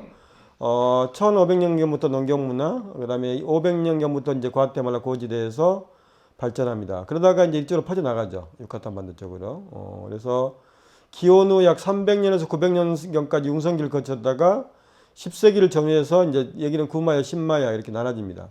그러다가 이제 스페인 침략으로 망했죠. 만약에 여러분들이 깐쿤 이런 지역을 가면은 이제 마야 문명 피라미드를 엄청 보게 됩니다. 근데 대개는요 이렇게 이제 이렇게 도시들이 이렇게 발굴이 되어 있는데요. 감춰져 있다고 그래요. 그래서 일부 학자는 약 90% 정도는 감춰져 있다. 최근 들어서는 뭐 땅속을 이제 뭡니까 이렇게 이제 살펴볼 수 있는 그런 기계가 발달돼 있죠. 음파나 이런 걸 통해서. 그래서 그 속에 뭐가 들어있다 이런 것을 이제 알아내고 하더군요. 그래서 새로운 것들이 발견됩니다. 그래서 마야 역사학자들은 90% 정도가 아직도 묻혀있기 때문에 마야의 역사의 변모를 살필 수가 없어서 어떤 주장을 하기가 굉장히 힘들다고 이제 이런 얘기를 하더군요. 자, 그렇게 되고요. 그 다음에 예술, 상형문자, 건축, 천문학, 수학 등 이런 것들이 이집트, 그리스, 로마 문명이 견줄만 했다. 이렇게 이제 얘기하고 있습니다. 보면은 이제 이런 거 있죠. 찬, 스카이, 이렇게 전부 상형문자입니다. 비닉, 펄스, 이런 것들이 이렇게 되어 있는 거죠. 명사 주로 형태로 되어 있습니다. 그 다음에 형사도 보입니다. holy, 줄, 그 다음에 이제 동사도 보입니다. to scatter, 척 이렇게 보이는 거죠. 그래서 숫자도 보입니다. 숫자도 이렇게 20, 칼 이렇게 이제 보입니다. 그 다음에 숫자가 이렇게 되어 있어요. 숫자 보죠. 이렇게 우리 보통 이제 십진법처럼 보입니다. 이렇게 숫자로 다 보이거든요. 그래서 이제 천문학이나 예술이 굉장히 발달했는데요. 지구가 둥글고 태양의 주위를 돌고 있으며 이도와 경도의 개념, 일식과 월식 현상도 깨닫고 있었다고 그래요. 또 금성을 비롯한 가시성자 이동 법칙도 알고 있었다. 대단한 겁니다. 이것은 이제 태양이나 달이 이것이 어떻게 움직이고 어떻게 되는지를 계속 알아야만이 멸망을 안 하잖아요. 멸망기를 알아야 돼. 그러니까 온 신경이 그쪽에가 다 쏠려 있는 거예요. 그래서 유럽에서 1528년까지 사용되는 율리우스력보다 태양년을 정확히 계산했다. 지구 공전 주기를 뭐 이렇게 계산했고요. 365년 5시간 48분 46초. 태음월도 뭐 했다. 평균 29일 12시간 44분. 이거 모르겠어요. 이렇게 했을까요? 과연? 제가 문헌 보고 이렇게 인용한 건데 모르겠어요. 그래서 옛날에 한때 2012년 12월 23일 일요일날 지구가 망한다고 그래가지고요. 이게 이제 기록됐다고 이렇게 됐는데 실제로는 이제 그냥 괜히 거짓말이 이렇게 유포됐다고 그러더군요. 그래가지고 실제로 이때 세계에서 사람들이 다 모여들어가지고요. 그때 멸망할까 안 할까 뭐 그래서 이제 지켜본다고 모여들었는데 또 허사로 끝나고 말았죠. 그래서 이제 이렇게 하고요. 세계에서 영어 개념을 이해하고 최초로 사용했다. 영은 이제 얼굴이나 눈이나 꽃, 그림. 아까 보면은 이제 영에 이제 이게 눈 같은 거 이렇게 나타나고 이제 그러지 않습니까? 영어 개념을 사용했다는 건 굉장합니다. 여러분들이 수에 관한 책을 보면은요, 다른 수에 관한 그런 이론이나 책은 별로 없어요. 생각해 보세요. 여러분들 원주민이라고 생각했을 때 영을 사용할 필요성을 느꼈겠어요? 아니죠. 우리 오늘 여보, 어이 친구 오늘 사냥 가서 토끼 몇 마리 잡았어? 3개. 그러면 3개가 필요하고, 그렇죠? 오늘 사과 몇 개 떴어? 10개. 10개 필요하지. 영 영이 뭐요? 그렇잖아요. 굉장히 어려운 겁니다. 근데 영의 십진법 체계에서는 이제 파괴적인 힘을 발휘하죠. 1에다 0 붙이면 0인데요. 10이 되는데 10에다 0 붙이면 100이 됩니다. 그렇죠. 우리가 예를 들면 농담 삼아서 여러분들한테 누가 뭐 친구야, 뭐 형님, 뭐 선배님 한 10,000원만 줘. 그럼 10,000원 줍니다. 근데 공 하나 더 붙여. 그러면 주기가 조금 그러죠. 자식들이 아빠 용돈 좀 줘. 얼마 줄까? 한 10만 원 주겠어? 아니, 공 하나 더 붙여. 그럼 좀 힘들어집니다. 그렇죠. 그러니까 파괴적인데 그것은 왜 그렇게 큰 숫자를 필요로 했을까요? 이제 태양이나 달의 어떤 주기나 이런 것을 이제 알기 위해서 우리의 가시적인 세계를 벗어나는 것들을 개선하거나 알기 위해서는 우리 원주민들도 마찬가지잖아요. 원주민들은 가시적인 것에서 벗어나는 어떤 것을 숫자로 표현할 필요성을 못 느꼈듯이 그런 이제 필요성을 느꼈던 것이죠. 그래서 치첸이사 여러분들이 이제 그 깡꾼 근방에 있는 그런 피라미드인데요. 보면은 9계층이 되어 있죠. 하나, 둘, 셋, 넷, 다섯, 여섯, 일곱, 여덟, 아홉. 이게 9층입니다. 9층. 9천이죠. 9천. 9천. 그렇죠? 예. 그리고 방에 4개예요. 4개면 9, 4, 36이잖아요. 9개 하늘 가면 4개 기본방이 동서남북. 계단 수가 이게 각각 91개입니다. 91개. 그래서 364개가 되는 거예요. 그러니까 하늘도 표현하고 동서남북도 표현하고 우리 구천상제라고 구천상제. 9천상제고 10천에 있는 상제는 옥황상제라고 그러잖아요. 10천. 그래서 이제 그리고 이 앞에 이제 위에 있는 거 이제 하나 단위로 365개다. 뭐 이렇게 이제 그래서 이 피라미드 하나에 태양의 운행 주기를 거의 이제 완벽하게 형상화시키는 이런 건축물이라고 할 수 있어요. 여기까지가 이제 제가 간단히 살펴본 이 코스모비션에 들어가기 위해서. 근데 실제로 이제 이게 책에 좀 설명하겠어요. 실제로 지금 한국에서는 이 코스모비션이라는 개념이 이 개념은 알고 있죠. 근데 이 책이 한국에 출간되기 전에는 메소아메리카에 대한 코스모비션이 이렇게 체계적으로 포괄적으로 소개되지 않았습니다. 여기에 이제 우리 공역을 했는데요. 우리 연구단 사업단을 공역을 했는데 그래서 이제 이게 나왔는데요. 엄청 어려웠어요. 너무너무 어려워서 실제 여러분들에게 소개하기도 좀 민망합니다. 그래서 또 소개할 수도 없어요. 전부 이 두꺼운 책에 있는 어떤 내용을 어떻게 소개하겠어요.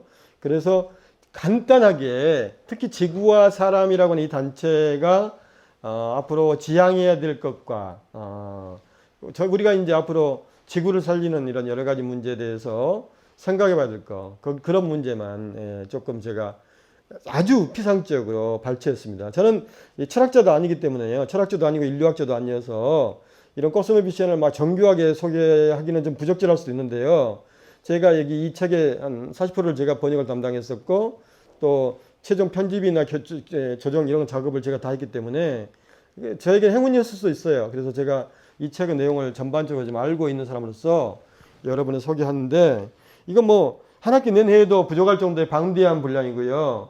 그리고 지금 아우스틴 로페스라는 분이 실제로 멕시코에서는 가장 뛰어난 이 멕시코 인류학자입니다. 그래서 이분의 어떤 사상을 전부 소개할 수도 없어요. 그래서 오늘은 아주 일부만 피상적으로 한 30분, 40분 만에 소개해 드리겠어요.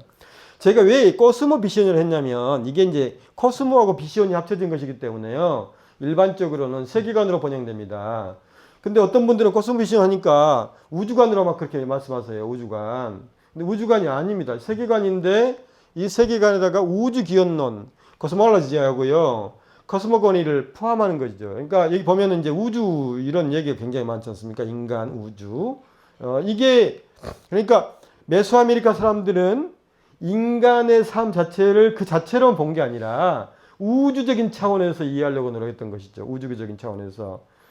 글쎄 동양도 물론 이제 그런 게 있었는데 유난히 메소아메리카는 인간의 어떤 이런 세계관, 인간이 갖고 있는 어떤 그런 집단적으로 갖고 있는 어떤 문화가 갖고 있는 어떤 관점이죠. 세상을 바라보는 관점을 세계관이라고 표현을 쓰는데 거기에는 약간의 이런 것들도 포함되어 있습니다. 대개는. 그러나 그 인간 중심적인 것들인데요. 여기는 우주에 관한 것이 메소아메리카는 굉장히 포괄적으로 연계되어 있다는 것이에요. 그래서 여기를 세계관으로 번역하면 여러분들이 너무 한국인들이 가지고 있는 그런 어감상, 한국인들의 뇌리에 있는 세계관이라는 어휘가 이미지가 굉장히 인간 중심적으로 약간 현재 이런 것으로 돼 있거든요. 그런데 그러다 보면은 이 메소아메리카 로페스 아우구스틴 선생님이 밝혀냈던 세계관이라고 하는 개념이 잘못 전달될까봐 저희가 고심 끝에 코스모비전이라고 이렇게 했습니다. 그래서 이제 했는데요.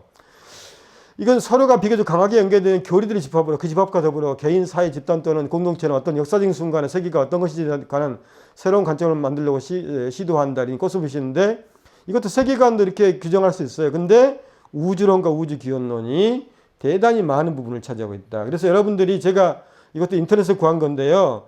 코스모비전이라고 치면 이미지 이런 이미지들이 떠요. 이런 이미지들이. 여러분들이 세계관 한국말로 세계관 치면 이런 거 뜰까요? 아니죠. 그것은 다시 말하면 코스모비전이라고 하는 메소아메리카의 코스모비전이 이런 것까지도 포함한다는 것을 상징적으로 나타내고 있습니다. 또 이것도 코스모비전 치니까 나온 거예요. 그래서 메소아메리카라고 하는 문화적 세계에 수세기가 걸린 역사적 과정이 속에 있다는 것이죠. 코스모비전이요. 문화적 다양성이 역사적 상황과 변화의 산물이라고 간주되기 때문입니다. 당연하죠. 코스모비전이 영원히 변하는 역사적이고 역동적인 사실이기 때문에 인류 연구학에서 역동적인 변화들을 이해하는 것이 필수적이다. 그래서 이제 우리가 메소아메리카를 이해하려면 이제 이런 것들을 이제 이해하는 것이 필수적이라는 것입니다. 너무나 복잡합니다. 역사적인 것, 신화적인 것, 무슨 뭐 우주, 인간의 탄생, 뭐 별게 지금 다 들어있는 이런 복합적인 거죠. 다시 말씀드립니다. 메소아메리카의 코스모비전은 잉카와 있는 안데스 문화의 코스모비전과 달라요. 상당 부분. 물론 인간의 동서고금을 막론하고 인간이 우주와 신과 이런 것과 관계 맺는 방법에 있어서는 상당히 유사한 그런 특성을 나타냅니다. 그렇죠? 그러니까 the human beings everywhere must be the same 이렇게 얘기합니다. 인간은 어디 가나 똑같아요. 그죠? 인간은 성상근 습상온이라고 표현합니다. 성질은 서로 유사하나 습이 다르더라 이렇게 표현하잖아요. 그러니까 어디 가나 중첩되는 부분이 많습니다. 아까 제가 말씀드렸던 이원론적인 것들도 동양의 그것도 있는 거잖아요. 또 보면은 근데 이제 변별적인 특징이 드러난다는 거죠. 그들이 마주대하는 자연물과 그들이 집단을 이루어서 조상대대로 내려오는 사했던 어떤 그 집단 의식 속에서 형성됐던 자연환경과 적응하면서 그런 것들이 달라질 수밖에 없는 거죠. 그러니까 성상근인데 습이 다르더라. 이게 이제 메소아메리카의 코스모비전을 쓰는 거고요. 이것은 안데스의 코스모비전하고 다르다는 것입니다. 그래서 물론 유사한 부분도 있어요. 이원론적인 어떤 이런 거, 세상을 이원론적으로 바라본다는 것 이런 것들은 유사하지만 다르다는 것인데 이렇게 그러니까 코스모비전의 메소아메리카 치면 이렇게 나오지 이런 그림이 뜹니다. 아까 말했던 이런 그림이 뜹니다. 근데 안데스 코스모비전을 치면 이미지 파일에가 이런 것들이 안 뜨는 거예요. 그러니까 그만큼 변별적이라고 할 수 있는 거죠. 문화의 거대한 구조물 가운데 하나가 코스모비전이다. 코스모비전은 문화의 정신적인 측면인데요. 되게 이제 여러분들 이해하실 만한 내용들입니다. 코스모비전은 인간의 행동을 만들거나 금지하고 이끌고 형성하고 조건지며 강화하거나 약화하고 부추기거나 변경하는 다양한 정신 행위죠. 이런 행위는 지각, 감각, 감정, 이미지, 기억, 의도를 통해서 이루어지고 이 모든 행위는 연쇄적으로 일어난다 하는 것입니다. 코스모비전은 정신적인 행위를 하는 각 개인이 지닌 기능의 결과가 아니라 어떤 사회적 실체, 엔터티가 생산한 정신행위들의 집단적 그물망이다. 그래서 이제 메소아메리카의 내부의 코스모비전이 되는 것이죠. 코스모비전을 구성하는 그물이 어느 사회적 실체, 역사적 사건에서 파생되기 때문에 사회적 생산물로서 연구되어야 된다 하는 것입니다. 이건 이제 세계관하고도 상당히 유사한 그런 것이 되겠습니다. 그래서 우리는 메소아메리카 코스모비전에서 우주의 궁극적 실제는 무엇인지, 인간은 어디서 왔으며 전지와 삶의 의미는 무엇인지, 역사, 문화, 사회, 국가, 전통 등의 의미는 무엇인지 살펴보겠습니다. 그래서 다시 말하면 우주의 기원이나 창조신, 세상, 자연, 인간의 존재와 본질에 대한 인신론적 문제 또 그 의미를 전착하고자 하는 것이죠. 자, 우주를 보면요. 라틴아메리카에서는 존재하는 것은 총체가 우주인데요. 우주를 두 개의 영역으로 구분했어요. 그래서 여기서는 시간과 공간의 성질과 크게 다릅니다. 이걸 이제 에쿠메노라고 그러는데 에쿠메노. 에쿠메노는 이거 피조물의 집이라고 했어요. 피조물의 시간 공간의 세계예요. 여기서 무겁고 점이라고 감지할 수 없는 있는 물질들이 있습니다. 근데 이거 반대되는 것이 안 에쿠메노예요. 에쿠메노의 안을 붙여가지고 안 에쿠메노인데요. 이것은 에쿠메노의 원천입니다. 지금 현재 우리가 살아가는 세상은 에쿠메노예요. 이 세상이 있기까지 어떤 에너지, 성질 이런 것을 부여하는 것이 무형입니다. 무형. 이런 것은 이제 에쿠메노라고 합니다. 안에쿠메노. 인간의 지각력 넘에 있는 시공간이죠. 가볍고 연하고 감지할 수 없는 물질로 이루어진 존재들만이 안에쿠메노를 점유하고 있습니다. 그럼 인간으로 오잖아요. 인간계. 이 세계로 오잖아요. 그러면 안에쿠메노가 작아지죠. 그러면서 그 다음에 이제 고체화돼서 물질이 됩니다. 그럼 이게 이제 이런 것들이 연속에 들어가 있는 거죠. 퍼져 있는 거죠. 이렇게. 그래서 이런 가벼운 존재들이 본성의 존재들은 영성적인 형태든 주기적이거나 우연적인 변화를 통해서든 이 세계로 침입해 옵니다. 그렇죠. 그래서 에꾸메노와 아네꾸메노가 서로 소통하는 거죠. 우리 동양에서도 이 정도는 뭐 이해되는 문제입니다. 약간 차이는 있지만. 신성한 차원, 이 아네꾸메노에서 나온 다양한 힘과 신이 에꾸메노, 세상을 변화시키려고 매일 스며든다는 거, 매일 스며든다는 것이죠. 그러니까 이제 일상에서 매일 신이 있는 겁니다, 신이. 여러분들이 지금 우리가 살고 있을 때 우리는 신을 잊어버린 삶을 살고 있는 거죠. 그렇기 때문에 그냥 마음대로 삽니다. 핸드폰에 의지하고 뭐 하고 욕심부리고 뭐 하죠. 이 사람들은 매일 이 안에 꾸며내서 우리를 찾아오기 때문에 우리가 매일 먹는 보리, 무슨 뭐 시금치 여기도 신성이 계속 깃들어 있는 거예요. 매일 와서 그것들 깃들고 있기 때문에 이래서 이제 다른 거죠. 그래 에꾸메네 인간은 안에꾸메네 신에게 노래, 춤, 재물, 간용, 기도를 또 바쳐야 됩니다. 그래야 이들이 끊이지 않고 찾아오지 않겠어요. 그래서 이제 이 속에 들어와서 이들의 생명을 풍요롭게 만들어주겠죠. 이게 이제 상당히 이제 재밌는 그런 그 개념입니다. 지금 한국에 지금 거의 처음으로 소개되는 개념인데 이게 여러분들은 지금 그것을 지금 접하고 계십니다.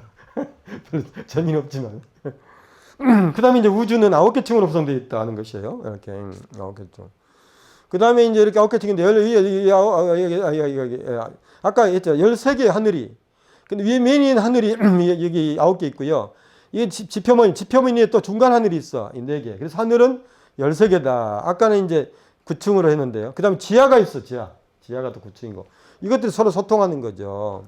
그리고 지상의 세계는 밝고 긍정적이고 선한 힘이 지배하는 세계라면 지하의 세계는 악신들이 거주하면서 인간에게 병과 죽음을 주는 어둠의 세계다. 부정적이고 악한 힘이 우수한 세계다 하는 것이죠. 근데 이것들이 이제 서로 소통합니다. 아까 에꾸메노, 안에꾸메노 왔다 갔다 하듯이 이것들이 소통하는 것이죠. 자, 밝은 낮의 시간과 어두운 밤의 시간이 서로 대립하는 것은 사실이지만 이것은 성과 악 사이의 단순한 인법적인 구분을 의미하지는 않습니다. 메소아메리칸들은 이 대립이 이때는 양측이 상호 보완적이라고 생각했어요. 이게 굉장히 중요합니다. 상호 보완적이다. 성과 악이 분리되어 있지 않고 동일한 존재 안에 공생하면서 서로 간에 끊임없는 투쟁을 통해 새로운 걸 만들어내죠. 투쟁이라는 것도 상당히 중요합니다. 물론 이제 우리 동양 사상이나 이런 것들도 이런 것 부분들이 일부분에 있죠. 선의 의문의 악을 영원히 제거하는 것이 아니라 이 두 힘 사이에 균형을 유지하는 것이다. 삶과 죽음은 존재의 각기다른 표현이자 영속적인 변화 과정의 일부다. 그 어떤 것도 영원히 절대적이지 않다. 이 책에 이런 이제 내용 엑기스로 들어 있습니다. 그래서 이제 보면은요, 세상 만물은 이제 두 가지 성질, 아까 그렇죠. 그래서 이제 농업에도 여기 반영됐는데요. 계절과 우기로 건기로 나눠요. 특히 이제 메소아메리카 지역이 이제 북반구의 온대 지역에 있지 않습니까? 그래서 우기 건기로 나누는데 이 개념은 농업을 통해서도 이제 구현됩니다. 그래서 물은 여성적이고 재성적인 힘을 가지고 있어요. 그렇죠. 여성적인데 죽음을 이제 하게 됩니다. 죽음을 통해서 발화와 성장을 이끌죠. 그래서 이제 죽음이 삶을 만들고 또 성숙의 남성적인 힘, 여기는 남성적인 힘을 성숙을 남성적인 힘으로 생각해요. 이게 삶이 됩니다. 이 삶은 곧 죽음으로 이제 되죠. 그래서 이제 죽음의 세계에서 또 여성적인 힘이 작용해서 삶을 만들어내고 그런 것입니다. 그래서 번역할 때 예를 들면 예를 들면 씨앗이 자궁 속에서 썩고 이렇게 나와요. 썩고. 저는 특이한 표현이라고 그랬어. 그러니까 출판사에다가 저는 이제 썩고라고 넘겼어요. 썩고 뭐가 썩고 이렇게. 근데 출판사 이제 편집진이 그래. 아니 썩다니요. 이 표현을 쓰면 되겠습니까? 그렇게 한 거야. 그대로 살려주세요. 그것을 썩다는 표현을 다른 거로 바꿔버리면 메소아메리카 여기 예를 들면 이런 데서 이게 이런 소위 말하는 그들의 개념이 좀 훼손돼 버린다 하는 것이죠. 그러니까 물론 썩지 않죠. 근데 씨앗이 썩고 발화된다고 생각하잖아요. 그러니까 어머니 자궁에서도 예를 들면 그걸 이제 그렇게 보는 것이죠. 새로운 삶을 잉태하기 위해서 이런 자연물 씨앗 같은 게 썩는다고 그런 것과 유사한 개념으로 이해를 했던 것이죠. 죽는 거예요, 일종. 다시 만들어내기 위해서. 그렇다는 것이죠. 그래서 존재의 거대한 틀 안에는 대리방들 사이에 한원할 수 없는 극성이 아니라 반대되는 두 요소가 지닌 생산적인 지속성이 계속 이렇게 이루어지고 있다. 그래서 한 얼굴이 지금 삶과 죽음이 동시에 표현됐습니다. 하나는 눈이 제대로 달려있고 하나는 지금 썩어갖고 지금 비어 있잖아요. 이렇게. 한 얼굴에가 동시에 이렇게 표현된 이런 석상들이 발견됩니다. 또 신이 복수로 존재해요. 왜 신은 복수로 존재하냐?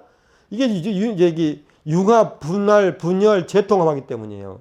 예를 들면 수호신도 이렇게 하나가 있잖아요. 근데 종족이 나눠지니까 수호신이 또 나눠지고 부족 수호신, 또 공동체 수호신, 가족 수호신 분할됩니다. 그래서 동시에 여러 장소를 지배하게 되겠죠. 이 한 신이 분할 과정을 통해서 각 지역, 각 직능 이런 데까지 퍼져가는 거예요. 그래서 이제 판테온에서 수백 명인데 어떤 제가 문헌 보니까 500명의 신이 있다고 하더라고요. 무슨 우주 행성 이런 거 전부 있습니다. 우리가 볼 수 있는 가시적인 행성의 신들이 다 있고요. 또 무슨 산, 강, 무슨 뭐 바위, 나무 다 신들이 있는 것입니다. 그렇죠. 그래서 이계가 있어. 신도 이계가 있고요. 그렇다. 그래서 본래의 신과 여러 서로 복제된 신들 사이 지속적인 소통이 일어난다고 합니다. 여러 서로 나뉘는 각각의 신들이 자신의 근원이 되는 신으로 돌아갈 수가 있는 거예요, 또. 그러니까 일종의 다신적이고요. 신들까지도 서로 소통하기 때문에 내가 믿는 유일신이다 뭐 이렇게 이야기를 건덕지도 없어요. 굉장히 범신론적인 입장이죠. 그래서 이들이 가지고 있는 이런 세계관이나 우주관도 이런 범신론적이라고 할 수 있는 것이죠. 근데 신은 또 독특합니다. 자신을 닮은 자연적인 인공적인 껍데기로 몸을 감싸고 있다는 거예요. 그러니까 영이 실제로 그러니까 우리 껍데기 이런 나무 이런 껍데기들에 신이 들어가 있는 거죠. 무거운 물질 속에 껍데기들의 가벼운 물질인 들어가 있는 것이죠. 신은 자신의 형태를 재현하는 나무와 돌을 차지하거나 인공적인 이미지 속으로 들어갈 수 있어요. 그래서 인간은 신을 가까이 두기 위해서 신의 이미지와 더불어서 신을 가져옵니다. 그러니까 아까 말했던 무슨 돌로 만든 신상이나 이런 이미지들 이런 것들을 집에다 모셔두면 신이 이제 거기에 들어온다는 것이죠. 신은 인간과 유사한 생형과 속성을 가지고 있을 뿐만 아니라 사회적 관계 속에서 관계 속에 나타나기 때문에 나타나는 가치 이런 것도 지녀요. 정의도 있고요. 복수도 하고 그렇습니다. 그래서 신들이 막 잔인하기도 하고 전쟁도 일으키고 막 이렇습니다. 신은 초월적 존재이긴 하나 활동 공간이 정해져 있으면 행동에는 제약이 따라요. 왜? 다른 신들이 또 뭘 또 해야 되고 그러니까요. 신은 자신의 역할을 수행하는 데는 에너지를 소비하기 때문에 인간의 봉양이 필요하다. 그래서 아까 인신 공양이 필요했던 것입니다. 그러니까 이런 개념들은 굉장히 다른 지역하고 좀 다른 개념이죠. 인간의 공양이 필요했다는 것이죠. 봉양이. 자, 인간 생성론을 보면은요, 인간의 몸은 우주의 이상이 반영된 것으로 간주하죠. 인간의 지닌 특장은 자신의 조건, 우주의 연속성을 지탱하는 자신의 의무를 인식하는 존재라는 것입니다. 계속 우주와 연결시킵니다. 그래서 코스모비전인 거죠. 인간의 본성은 인간이 참여하는 세계의 본성과 동일하다. 인간 창조는 신성들이 스스로에게 부과한 주의 임무인데요. 인간 창조가 어려우면 이것이 중요합니다. 감사할 줄 알고 영혼을 갖고 정교적인 감성을 가진 인간을 만드는 데 있어요. 이렇게 이거 안 맞으면 인간을 파괴해버립니다. 이런 걸 갖지 않은 인간은 인간이 아닌 거예요. 진정한 인간을 창조하는 신들의 열망은 인간이 전제론적 의미에서 신들의 존재를 완성하는 데 필요한 것이다. 그렇죠. 그러니까 우리 인간은 신들의 존재를 완성시키기 위해서 존재하는지도 모른다는 거죠. 인간이 없는 신성은 불완전하고 미래 자신의 존재가 불확실히 변한다는 것을 의미합니다. 그렇죠. 그러니까 인간과 신 속에 계속 서로 간의 상호 보완적인 관계에 있는 거죠. 인간은 우주를 지탱하기 위해서 신들의 봉사자가 되기 위해 창조되고 이로 인해 인간은 우주 중심에 위치하게 되는 것이죠. 그래서 인간이 세상 만물의 영장이라는 소고의 기독교에서 사정하는 상당히 배치되는 것입니다. 아까 말했다시피 인체는 고밀도의 무거운 물질과 신성을 띤 가벼운 물질로 이루어졌어요. 고밀도 물질은 일종 용기가 되어서 그 안에 가벼운 물질은 내용물을 담습니다. 그래서 본질적인 영혼과 개별화된 영혼이 인간을 구성하는데요. 우리 같은 종에게는 이 본질적인 영혼이 다 들어갑니다. 그래서 우리 인간종이 되는 것이죠. 그런데 이 개별화된 영혼이 다 들어가요. 계속 지속적으로 들어가 있거나 일시적으로 깃들기도 합니다. 그래서 여러분들이 각각 성격이 다릅니다. 성격이 다르고 또 개별적인 영혼이 들어가기 때문에 어떤 사람은 굉장히 착해 보이다가도 갑자기 악해지기도 하고 성질도 부리기도 하고 사기도 치고 약간 이런 것도 생기는 거죠. 약간 이제 개별적인 영혼들이 영구적으로 편입되기도 하고 일시적으로 깃들기도 하기 때문에 변별적인 인간이 되기도 하고 성격이 변하기도 하고 그런다는 것입니다. 세상에 존재하는 개별적인 각자가 자신만의 특성을 소유한다는 사실은 그 개별적인 핵심 영혼과 더불어서 제2의 이질적인 영혼들이 개별된 영혼이죠. 그 개별자 안에 둥지를 든 결과라고 믿고 있습니다. 각 개별자를 자신이 속한 종과 다른 모든 개별자가 다르게 해주는 것은 바로 이 영혼들, 다시 말하면 개별한 영혼들이 인간의 몸속에 들어가 있기 때문입니다. 예, 신들이 이제 이제 세상을 창조하고 나서 세상 인간이 거저들을 해야 되는 계획을 짰잖아요. 근데 항상 그렇습니다. 자신들을 기억하고 칭송하고 경배하고 봉양하고 자신들에게 양식을 바칠 순종적이게 예의 바른 인간을 창조합니다. 참 독특한 신들이죠. 인간이 요구하는 게 너무 많아. 왜 그럴까요? 이유가 있겠죠. 아니, 인간에게 뭘 해줬으니까 이렇게 요구하지, 안 해줬으면 요구하겠습니까? 그래서 신들은 처음에는 자신들의 예모와 속성을 닮은 인간을 창조하고자 시도하죠. 그래서 뽀뻘부라고요. 그 마야인들 끼체족이라고 있는 마야도 부족이 굉장히 많습니다. 마야도. 근데 끼체족이라고 하는 부족이 있는데 그들의 자문서예요. 뽀뻘이라는 말은 공동체란 말이거든요. 부는 책이란 말이에요. 그래서 공동체의 책 이런 거예요. 여기에는 역사, 신화, 문화, 종교 이런 것도 다 담겨 있어요. 아주 대단한 책입니다. 제가 최근에 뽀뽀블로 논문 한 편을 썼는데요. 아무튼 여기에는 이제 인간 창조에 관해서 나옵니다. 그래서 제일 처음에 진흙으로 만들었어요. 이게 이제 진흙인간이라고 합니다. 근데 진흙 만들어 놓고 보니까 허물대요. 제대로 움직이지도 못하고 말은 하지만 신의 말을 알아듣지도 못하는 실패작이다. 제가 이제 되게 신들이라고 붙였는데 이건 다 신들이기 때문에요. 또 이걸 만들 때 신 환자가 만든 거 아니에요. 여러 신들이 회의를 해서 결정해서 만듭니다. 그래서 제가 신들이라고 한 거죠. 이게 굉장히 독특한 거죠. 하나의 신이 뭘 하질 않아요. 하긴 하죠, 물론. 근데 이런 대작업은, 의미 있는 작업은 여러 신이 회의를 합니다. 반드시 모여서 회의를 합니다. 독단적으로 한 경우는 한 번도 없어요. 회의를 해서 만든다는 거. 이거 상당히 중요한 가치입니다, 여기서는. 그래서 공동체 문화가 굉장히 이제 중시됐다고도 할 수 있는 거죠. 그런데 신의 말을 알아듣지도 못해. 그러면 어떻게 해서 기억도 못하겠죠. 칭송하고 경배하고 봉양하고 자기들의 양식받칠 순종적인 예의 바른 거 아니잖아요. 그래서 폐기시켜버립니다. 나무 인간 만들었죠. 이게 이런 게 발견되더군요. 어느 정도 성공작입니다. 말도 하고 아들, 딸 낳아서 번성했는데 영혼이나 이해력이 없었어요. 자신들을 만든 창조자 영생자를 기억하지도 못하고 고마워하지도 않습니다. 그래서 하늘에서 뜨거운 물과 같은 송진이 내리고요. 응징을 하는 거죠. 새가 나무 인간의 눈을 찔러 터뜨렸고 박쥐는 나무 인간의 목을 치고 맹수가 나무 인간을 부러뜨리고 뼈를 부숴서 가루로 만들어버립니다. 또 이들 가운데 일부가 살아남아가지고 산속으로 도망쳐가지고 원숭이가 되었다는 그런 얘기도 뽀뽀부에 나옵니다.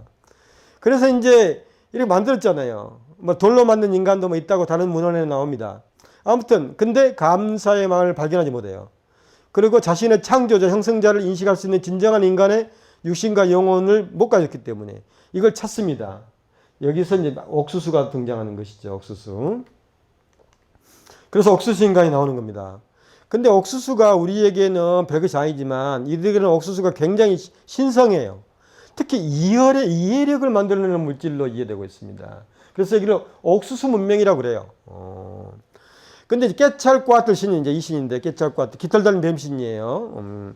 여기 이는 굉장히 다양한 어떤 그런 그 본질 뭔가 다양성이 합쳐진 그런 신입니다. 이런 신이고요. 또 인간이기도 하고요.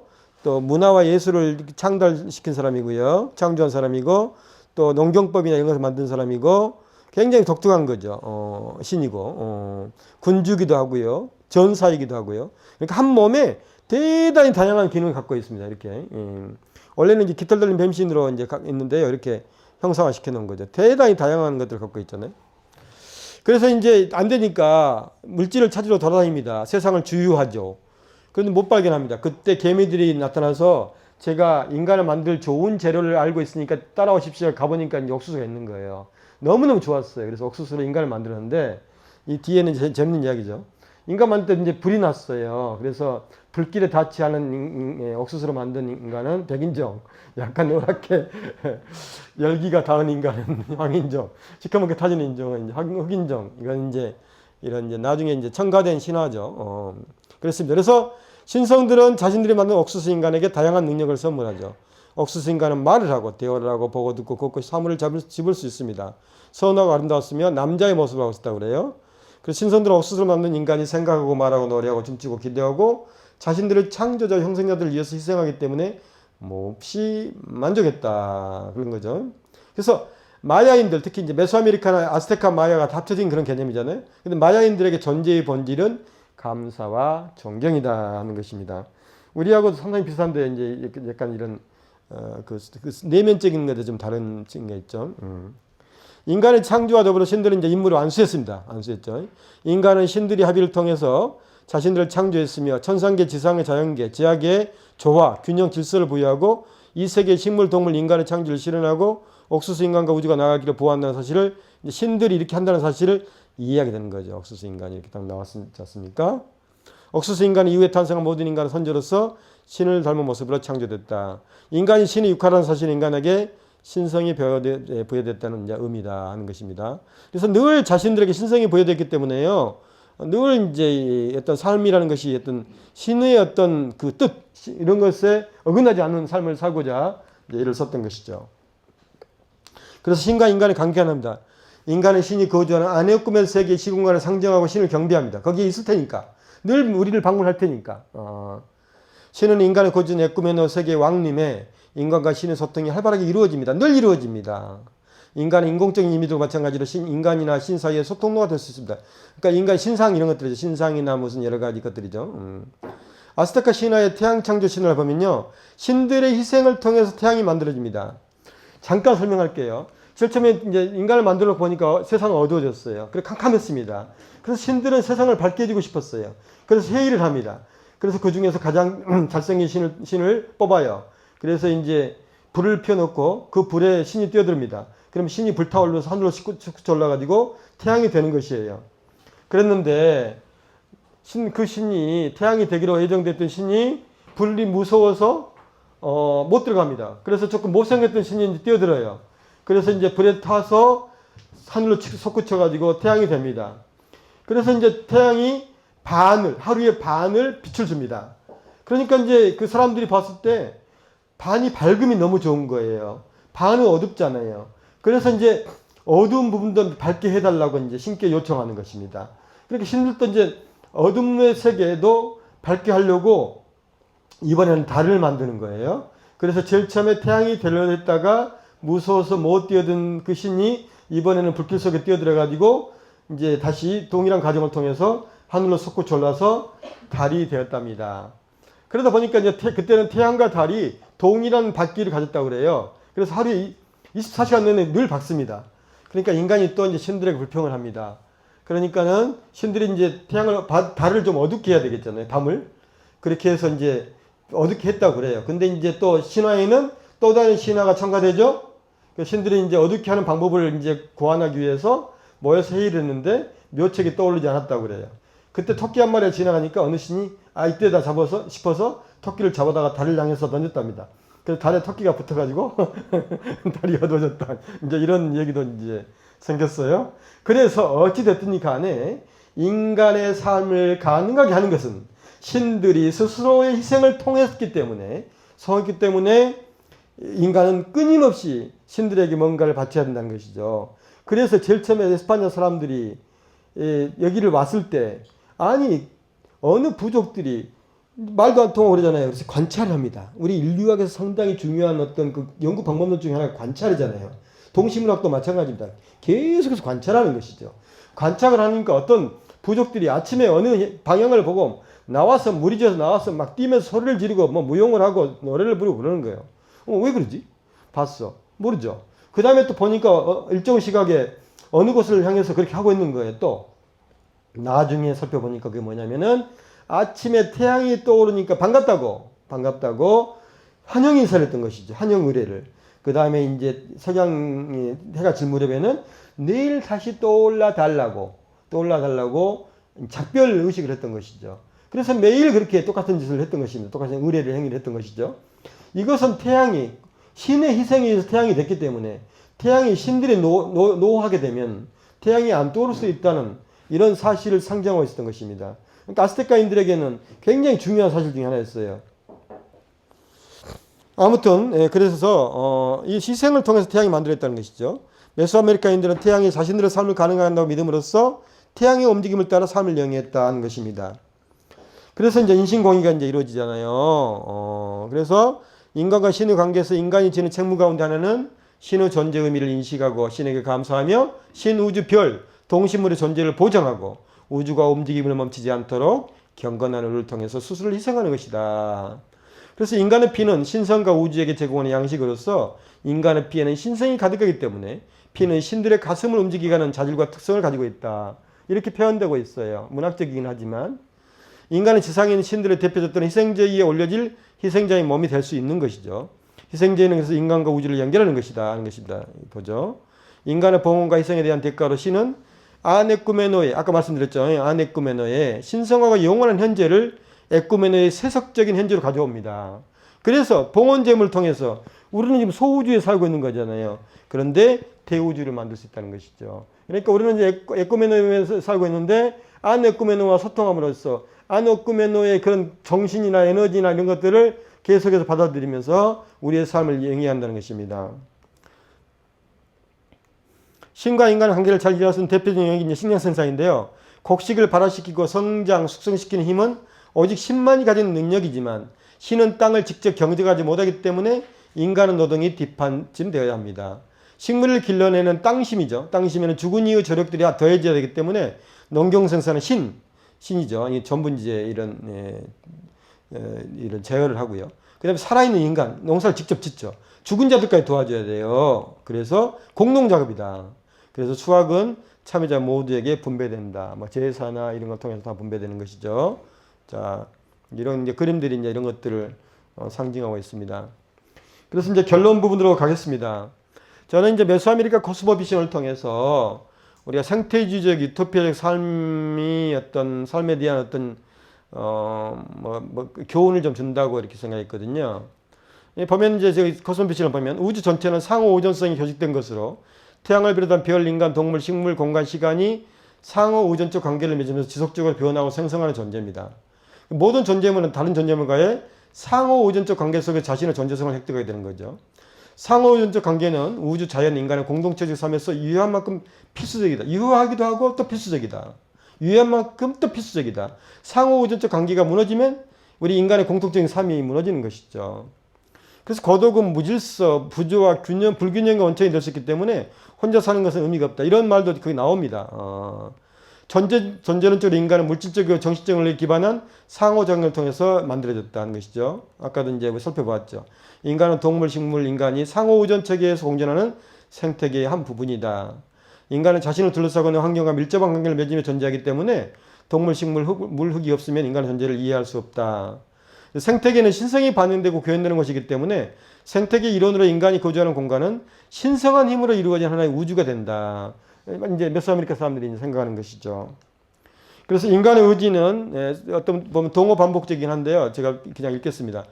인간을 둘러싸고 있는 현상들의 의지, 즉 저물질 의지와 일치합니다. 그래야 되겠죠. 그렇지 않으면 이제 문제가 생깁니다.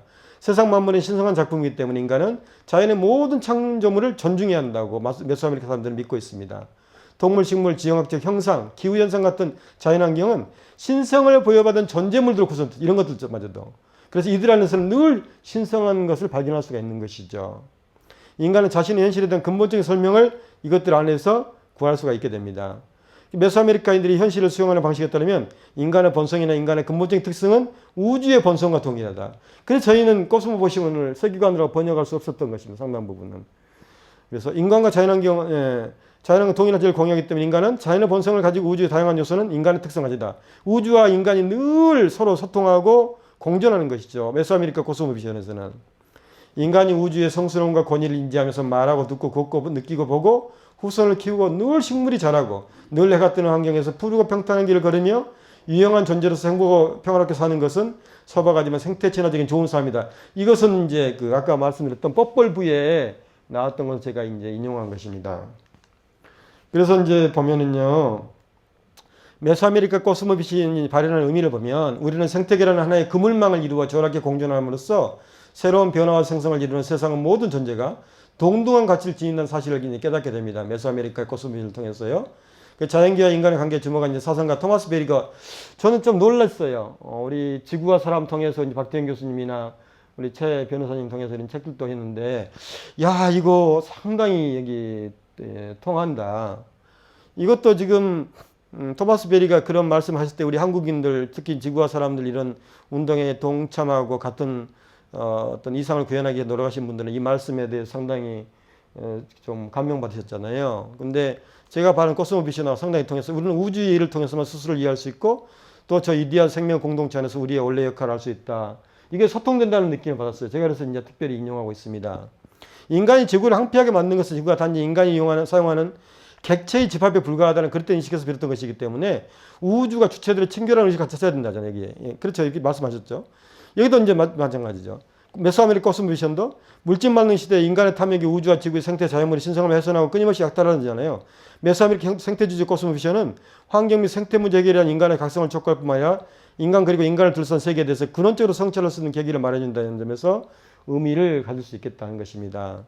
그래서 이제 저는 이제 그걸 보는 거죠. 메소아메리카 생태주의 코스모비션이 인간과 지구의 관계를 새롭게 설정하는데 어느 정도는 이제 기여할 수 있겠다 하는 생각이 듭니다. 그래서 제가 이 책에 이제 서문을 역자 서문을 썼는데요. 이 책이 단순히 메소아메리카의 코스모비션을 한국에 소개하는 것뿐만 아니라 한국에 지금 여기에는 굉장히 다양한 그 10개, 5개의 장에다가 다양한 학문에 대해서 메소아메리카를 기준으로 삼아서 학문에서 논의하고 있거든요. 그래서 뭐 역사학이나 철학이나 종교학이나 무슨 뭐 인류학이나 뭐 뭐든지 사회학이나 정치학이나 이런 걸 하는 이런 학문에서도 상당히 많은 어떤 것을 제공해주고 있다. 저는 그런 생각이 들거든요. 그래서 마지막으로 저는 제가 가르시아 마르케 전문가잖아요. 그래서 우리에게 어떤 말을 전해주냐면 굉장히 이야기를 많이 한 사람입니다. 이 사람이 떠버리거든요. 그리고 뭐 엄청 독특한 생각을 많이 해요. 그러니까 좋은 소설가가 됐겠죠. 그래서 이런 말을 했어요. Puede ser solamente una persona para el mundo, pero para una persona tú eres el mundo. 우리 이제 사람들에게 해준 이야기죠. 그대는 그렇죠. 세상에서는 단 한 사람에 불과할 수 있어요. 단 사람에. 그러나 한 사람에게 그대는 세계가 될 수 있는 거죠. 이런 인식. 우리 사람들 사이 그런 거죠. 그대는 혼자예요. 세상 세계 속에 혼자죠. 그러나 그 누구에게는 그대는 세계가 될 수 있는 거죠. 우리가 자연으로 학대해 볼까요? 자연으로. 우리가 존재하는 어떤 시금치, 파, 양파 이런 것들 마찬가지지 않습니까? 우리 인간과 뭐 개, 인간과 동물, 인간과 생물 마찬가지죠. 그렇죠. 존재한다는 것이 세계 속에서 하나의 존재에 불과할지 모르지만 다른 존재, 그 누군가에게 그대는 세계와 같은 역할을 할 수 있다는 거. 굉장히 쉬운 말로 써있지만 그래서 제가 다시 한번 읽을게요. Puede ser solamente una persona para el mundo, pero para una persona tú eres el mundo. 이렇게 마치겠습니다. 네.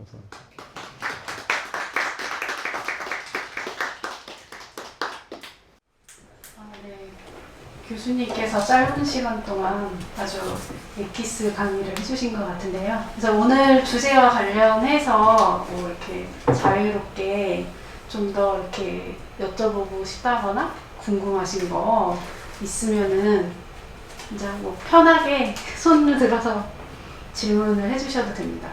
지금 계실까요? 없으면 제가 먼저 뭐 간단한 거 몇 마디.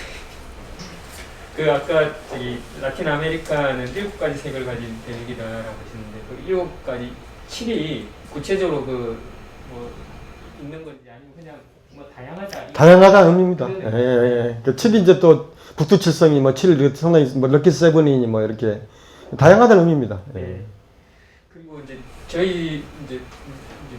저희들이 이제 주로 이제 지구 법하고 관련해서는 이제 그 에콰도르 헌법이라든지 아니면 콜롬비아 어떤 그 헌법재판소 판결이라든지 이런 걸 보면 그럼 결국은 요 콜롬비아하고 에콰도르는 이제 그 안데스 문화권이죠. 그러니까 그러면은 예를 들어 그 안데스의 어떤 이런 그 세계관하고 이쪽 오늘 설명한 메소아메리카 세계관하고 뭐 어떻게 좀 구분되는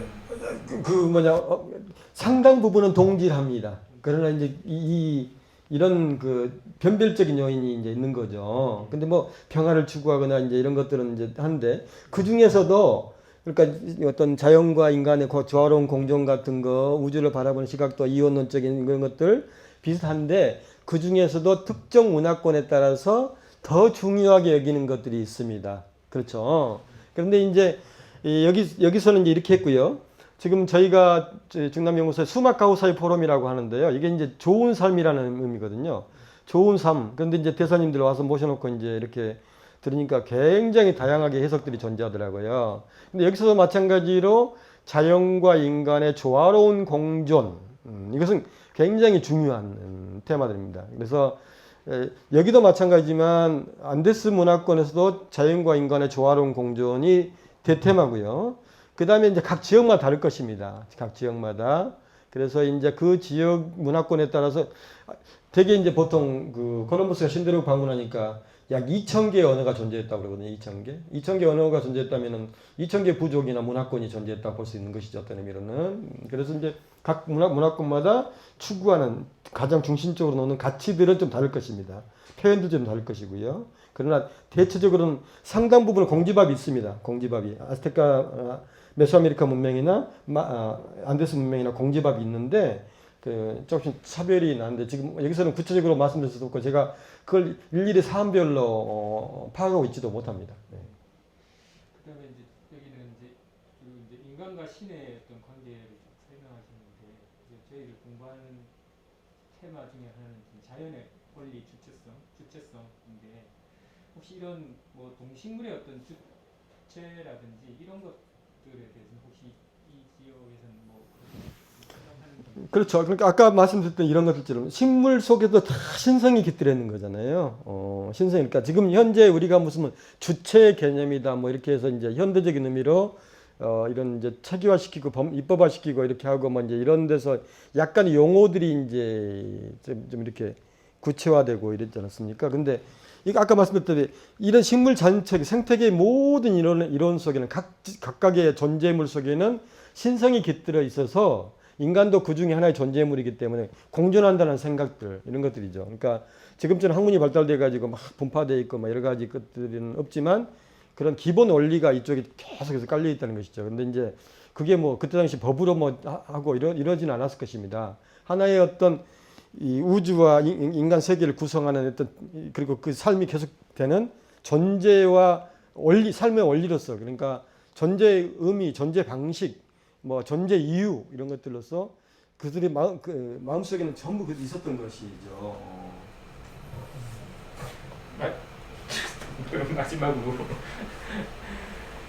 저기 사실 그 인신 그 공희 그건 제가 이제 다른 역사책 읽으면서 한번 말씀하신 그 인신 공희의 어떤 그 동기 그러니까 우주가 결국은 이제 태양이 계속 이제 그 있어야지만 이제 이 세계가 이제 제대로 이제 질서 잡히면서 굴러가는데 그러려면 이제 에너지가 계속 떨어지고 그래서 이제 피를 통해서 이제 에너지를 보충해준다 그런 이야기를 제가 들은 적이 있거든요. 그러면서 제가 그렇게 이 세계관이 하여튼 그 어떤 한 집단 공동체의 어떤 뭐 정치, 사회, 경제 시스템이 미치는 영향이 참 크구나 이렇게만 이제 느꼈는데 오늘 이제 구체적으로 그 내용을 들어보니까 그런 세계관이 굉장히 그 생태학적인 세계, 그러니까 굳이 이제 우리가 그 접근을 한다면은 우리 제가 같은 경우 접근한다면 이런 생태학적인 원리하고 되게 부합한다 이런 생각을 되게 많이 듣거든요. 그러니까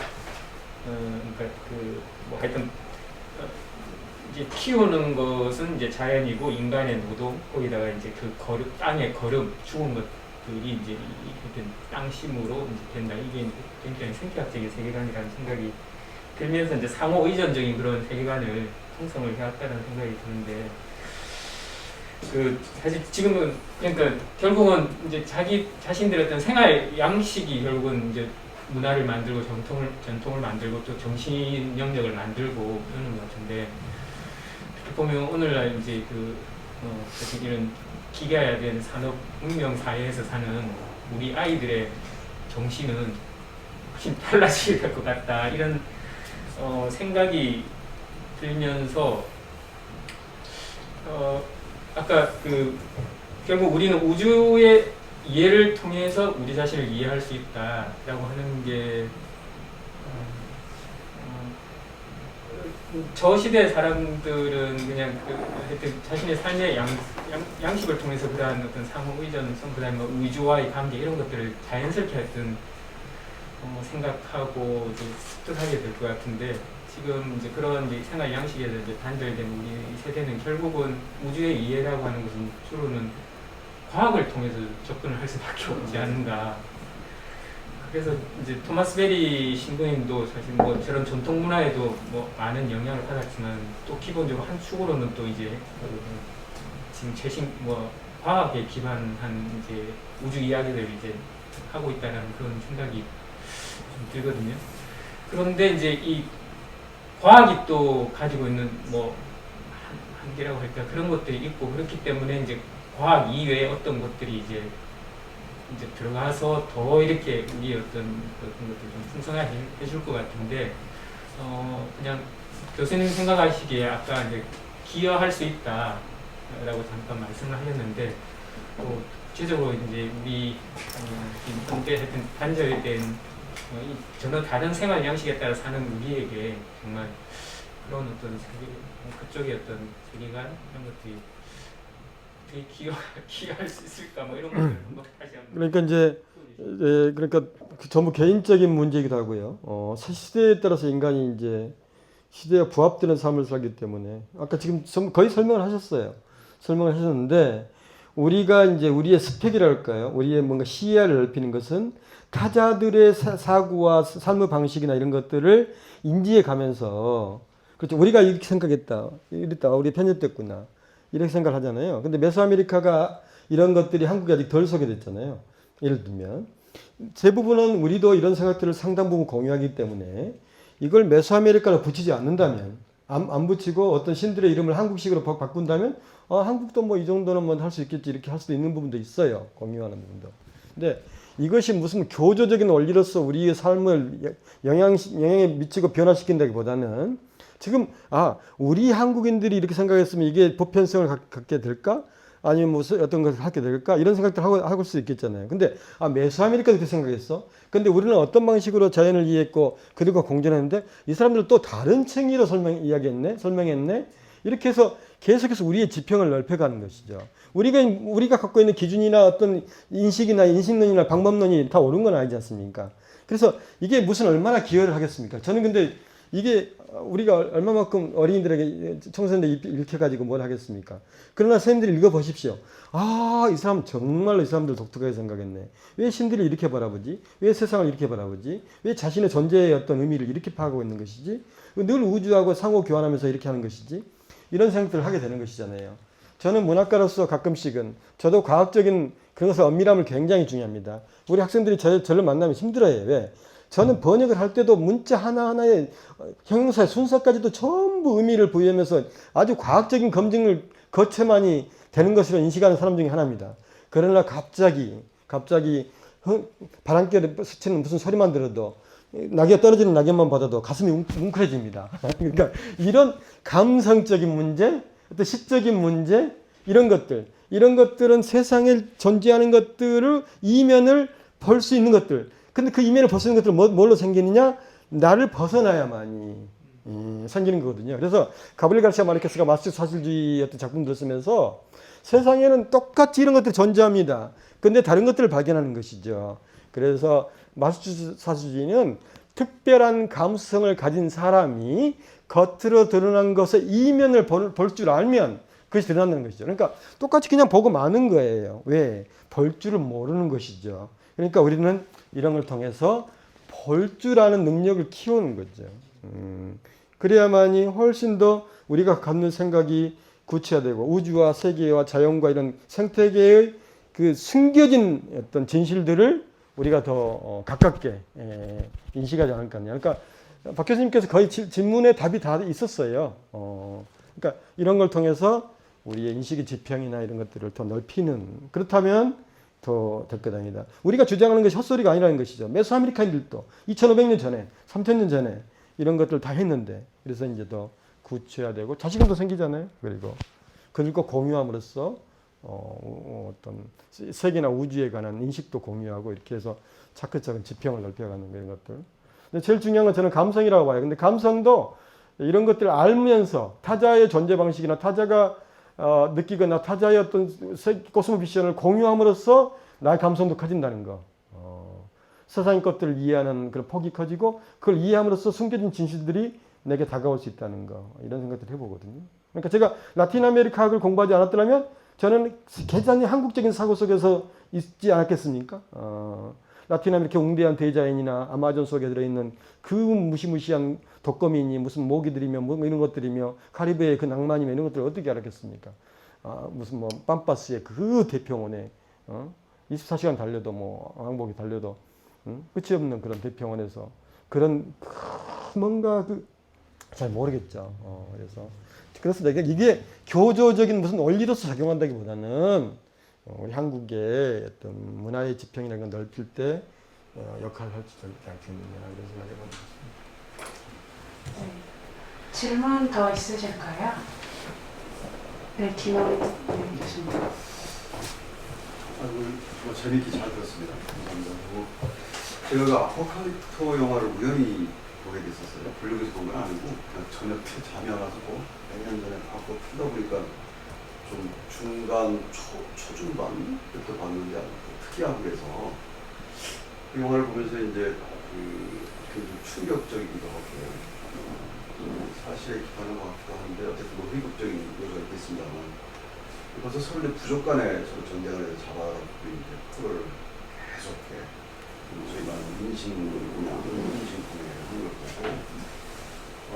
상당히 이제 좀 놀랍기도 하고 이제 옛날에 우리가 동서고금을 막론하고 이제 그런 의뢰 있었지 않습니까? 근데 그 로마 같은 경우에는 인신공양을 하다가 이제 그것이 뭐 재물이 이제 바뀌잖아요. 동물로 소라든지 양이라든지 동양에서 농業문명에서는 이제 햇살이라든지 초장에 나오는 식물로 싱싱한 걸로 이렇게 동양을 대체하기도 하고 또 해드리는데 이게 15세기, 16세기까지는 계속 크게 그 사람 동양이 계속 대대적으로 있는 걸 보면 이 문명의 좀 특징이랄까요.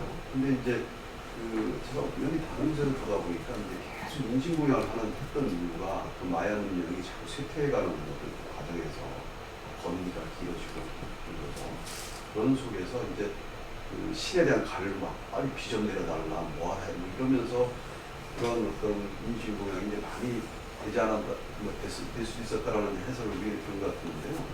제가 궁금한 거는 아포칼립스 마지막 장면이 좀 인상적이었어요. 그래서 부족들을 피해가지고 그 주인공 나온 부족들이 딱 보니까 해안가에 스페인 백인들의 배가 딱 정착해 있는 걸 보고 이제 끝나지 않습니까? 그래서 저는 지금도 대체 이들에게 우리가 이제 선준이라고 그러는데 요즘 원주이라는 말을 안 써요. 선준이라는 말을 쓰는데 이들에게 백인은 누구일까? 여자니 스페인. 그래서 지금 마르케스나 뭐 그 앞에 향하는 뭐 군부 정권의 지도자들이나 무슨 사람들이 스페인 계열 남편 그쪽에 온 사람들인데 저희들이 이제 저는 이제 남미를 저희들은 이제 한참 그때 종소미라는 게 저희한테 소개가 돼서 70년대 말 80년대 초에 이 모델이 아르헨티나, 브라질, 멕시코 이 모델이 한국의 군부 정권하고 유사하면서 우리가 산업화를 추구하는 그런 거구나. 근데 그때 제가 궁금했던 게 뭐냐면 미국 그러면 그냥 흑백 갈등 뭐 그런 거 인종도 혼혈 인종도 있지만 그게 딱 떠오르는데 남미 그러면 여전히 그런 어떤 인종적인 차별 같은 게 굉장히 심할 것 같은데요.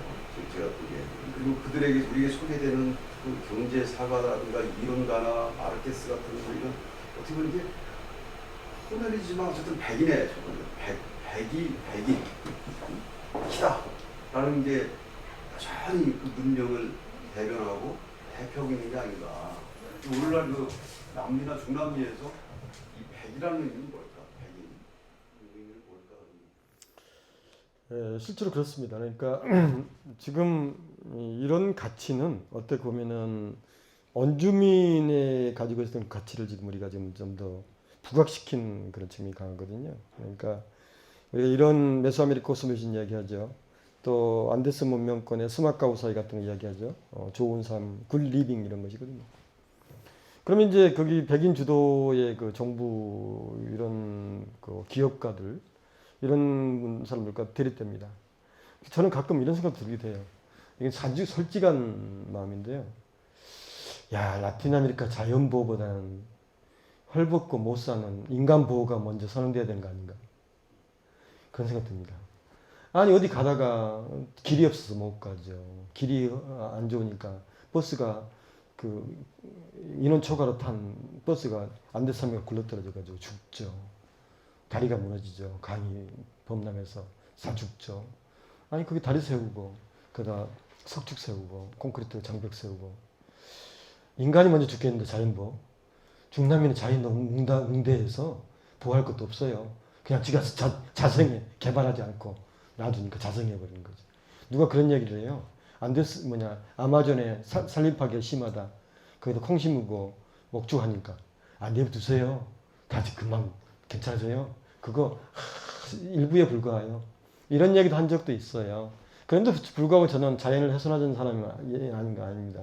근데 백인들이 가지고 있는 이것은 지배 세력으로서 상당히 바뀌기가 어렵지 않겠느냐는 생각이 들고요. 지역마다 다릅니다. 아르헨티나는 백인 인구 구성비가 굉장히 많고요. 또 안데스 문화권이나 메소아메리카 여기 소개했던 과테말라 이런 데는 원주민 비중이 높잖아요. 근데 아무튼 침략해서 지배 세력으로 기존의 지배 세력을 대체해서 그들이 지금까지 이루어 놓고 또 원주민들은 이미 피지배격으로 전락하고 소수자로 전락하고 최근 들어서 이제 에보 모랄레스나 이런 원주민 계통에서 대통령 나오고 이제 하겠지만 그래서 일부 원주민들은요 백인 지향적이기도 해요. 그래서 블랑키아미엔토라고 그런 용어도 있거든요. 블랑코가 흰색이란 건데 어떤 사람들 원주민들 대상으로 혹은 유색인종도 대상으로 앙케이트 조사를 보니까 그대는 인종적으로 어느 인종에 속한다고 생각해서요. 그러니까 상당 퍼센티지가 나는 백인이에요 하고 체크해버립니다. 그렇죠. 그러니까 그리고 어떤 사람들은 또 중남미가 그 근대에 편입되는 과정에서 백인의 역할이 굉장히 중요했다고 생각하고요. 지금 현재 중남미의 모든 국가 헌법은 서구의 가장 좋은 헌법 체제를 따라서 된 거거든요. 그 운영이 잘못돼서 그랬지만 그래서 참 복잡합니다. 제가 그냥 여기서 몇 마디로 말씀드리기 좀 곤란하지만 그러니까 역사적으로 백인들이 중남미의 고유의 문화나 전통을 말살시키고 그들의 원래 선주민들이 기득권을 차지해서 자리를 차지하고 선주민들은 노예 상태로 전락했다는 이런 어떤 극단적인 용어를 사용해서 그 현상을 설명할 수 있지만 또 어떤 부분에서 언어가 2000개가 존재한다고 생각해 보세요. 그것보다는 스페인 하나가 그냥 통일성을 유지했다고 생각하면 그것도 또 의미가 있는 거잖아요. 제가 그런 농담합니다. 너희들 스페인어가 지금 애대에서 제일 잘 나가는 과 중에 하나인데 만약에 중남미가 스페인어 안 됐으면은 그 2000개 언어 배우려고 했으면 농담 삼아서 그런 얘기 하는 거예요. 얼마나 복잡하겠니. 그래서 저는 정치학자도 아니고 사회학자도 아니었어요. 뭐라고 말씀드리기는 굉장히 곤란한데 그런 이중적인 차원이 존재한다는 거 굉장히 복잡하고 어렵습니다. 근데 인종차별은 별로 없을 것 같지만 아르헨티나는 또 굉장히 심해요. 우리 동양인도 안 받아줍니다. 잘. 그래서 제 친구가 대사인데 내가 그랬어요. 어느 다른 나라 가서 대사를 하고 있더라고요. 나중에 아르헨티나 가거나 나는 아르헨티나 너무 좋다 그러니까 아르헨티나는 동양외교관에 뭐라 하더라? 동양외교관에 무슨 뭐 함정이라든가 뭐라든가 뭐 그런 표현을 쓰더라고요. 거기 가면 동양외교관을 상대를 안 해준다는 거예요. 웬만하면. 그만큼 그 백인 우월주의로 성행합니다. 그래서 지역마다 다 다르고 이래서 제가 일반화시켜서 말씀드리기가 좀 곤란한 점이 있겠습니다. 네, 질문 더 있으실까요? 네, 없으시면 제가 마지막으로 그냥 단순한 질문 하나 하고 마칠까 합니다. 아까 전에 코스모비션에서 신의 희생으로 태양을 창조했다고 했는데 그 당시에 그 코스모비션에는 내에서의 우주는 태양계까지 아니면 그 너머도 있다고 그들은 상상을 했었나요? 그렇죠. 그건 잘 모르겠습니다. 어느 정도까지. 지금 이제 밝혀진 대로는 우리가 지금 우리 지구가 속해 있는 은하계가 1000억 개의 별이 있다면서요. 1000억 개. 근데 우주에는 우리 지구가 속해 있는 1000억 개의 그런 은하계가 1000억 개가 또 있다면서요. 이런. 그래서 그렇게까지 했겠습니까? 근데 아무튼 마야인들이 가시성자의 운행 법칙은 알고 있었잖아요. 가시성자, 그러니까 우리가 눈에 보일 수 있는 성자. 근데 그것도 무슨 뭐 엄청 광년 떨어져 있는 것들이에요. 아무튼 우리가 지금 눈으로 보고 있지만. 그래서 지금 우리가 생각하는 우주의 어떤 그런까지 다 포괄하고 있지는 않은 것 같고요. 우리도 잘 모르죠. 근데 태양, 달, 뭐 이런 것의 운행 법칙, 그리고 그것들이 우리의 삶에 가장 밀접한 영향을 미쳤잖아요. 그래서 그런 생각을 했고, 그것이 이제 계속해서 어떤 당시의 사람들의 어떤 그런 우주의 대표 주자들이 태양하고 달이었던 것이죠. 그래서 실제로 우리도 지금 현재 누가 뭐라 해도 현재 우리에게서는 우주와 태양과 달이 대표 주자잖아요. 그렇지 않습니까? 절대 실제로 지금 뭐 앞으로도 태양과 달이 우리 지구에게 대표 주자가 아닐 때가 있을까요? 저는 아니라고 봐요. 그러면 이제 우주 자체가 소멸되거나 뭐 그런 다른 대변혁이 일어나겠죠. 저는 태양과 다른 인간에게 우리 지구에게서는 영원히 우주의 대표 주자일 수밖에 없거든요. 그들에게도 그랬을 겁니다. 아마. 그래서 모든 어떤 그들의 신앙체계나 이런 것들이 태양과 달을 중심으로 해서 이루어지고, 그게 또 어떤 세고인들이 봤을 때 이성적인 논리로 봤을 때는 과도하게 한쪽으로 치우쳤거나 이런 식으로 보였을 수도 있겠죠. 네, 감사합니다. 오늘 지금 약 2시간 정도 진행이 됐는데요. 교수님께서 소중한 시간 내주셔서 감사드리고요. 그 책이 코스모비시온, 메소아메리카 전통의 코스모비시온이라는 책이 나왔어요. 그래서 더 궁금하신 분들은 시중에서 구해서 한번 읽어보시면 좋을 것 같습니다. 네, 박수 부탁드립니다. 예, 감사합니다. 감사드립니다. 또 여러분들과 만나뵈서 좋았고요. 제가 또 여기 오려고 이런 거 생각하니까 인연이란 문제에 관해서 생각해 보게 되더라고요. 다 아시겠지만 인연이 무슨 뭐 여러 가지 설이 있잖아요. 뭡니까 뭐 사방 40리에 있는 성체에다가 겨자씨를 채워놓고 가득 채워놓고 100년에 한 번씩 겨자씨 하나를 뽑았는데 그거 이제 일겁이랍니다. 뭐 여러 가지 겁이 있잖아요. 근데 이제 그러니까 우리가 같은 나라에서 태어날 확률은 1000겁이나 1000겁. 그러니까 1000겁년 동안 이루어져 가지고 공을 쌓아 가지고 뭐 혹은 1000겁에 한 번 일어날 만한 사건이라잖아요. 근데 그게 차근차근 올라갑니다. 근데 이제 부부가 될 거 8000겁이 필요하고요. 부모와 자식이 될 거 9000겁이 필요한데 제자와 학생은 10,000겁이 필요하다고 그러거든요. 그래서 뭐 저하고는 제자 사이는 아니지만 선생 사이는 아니지만 그래도 여기 만났으면 한 5,000겁 정도는 5,000겁 세월번에 한 번 있을까 말까 사건 대사건.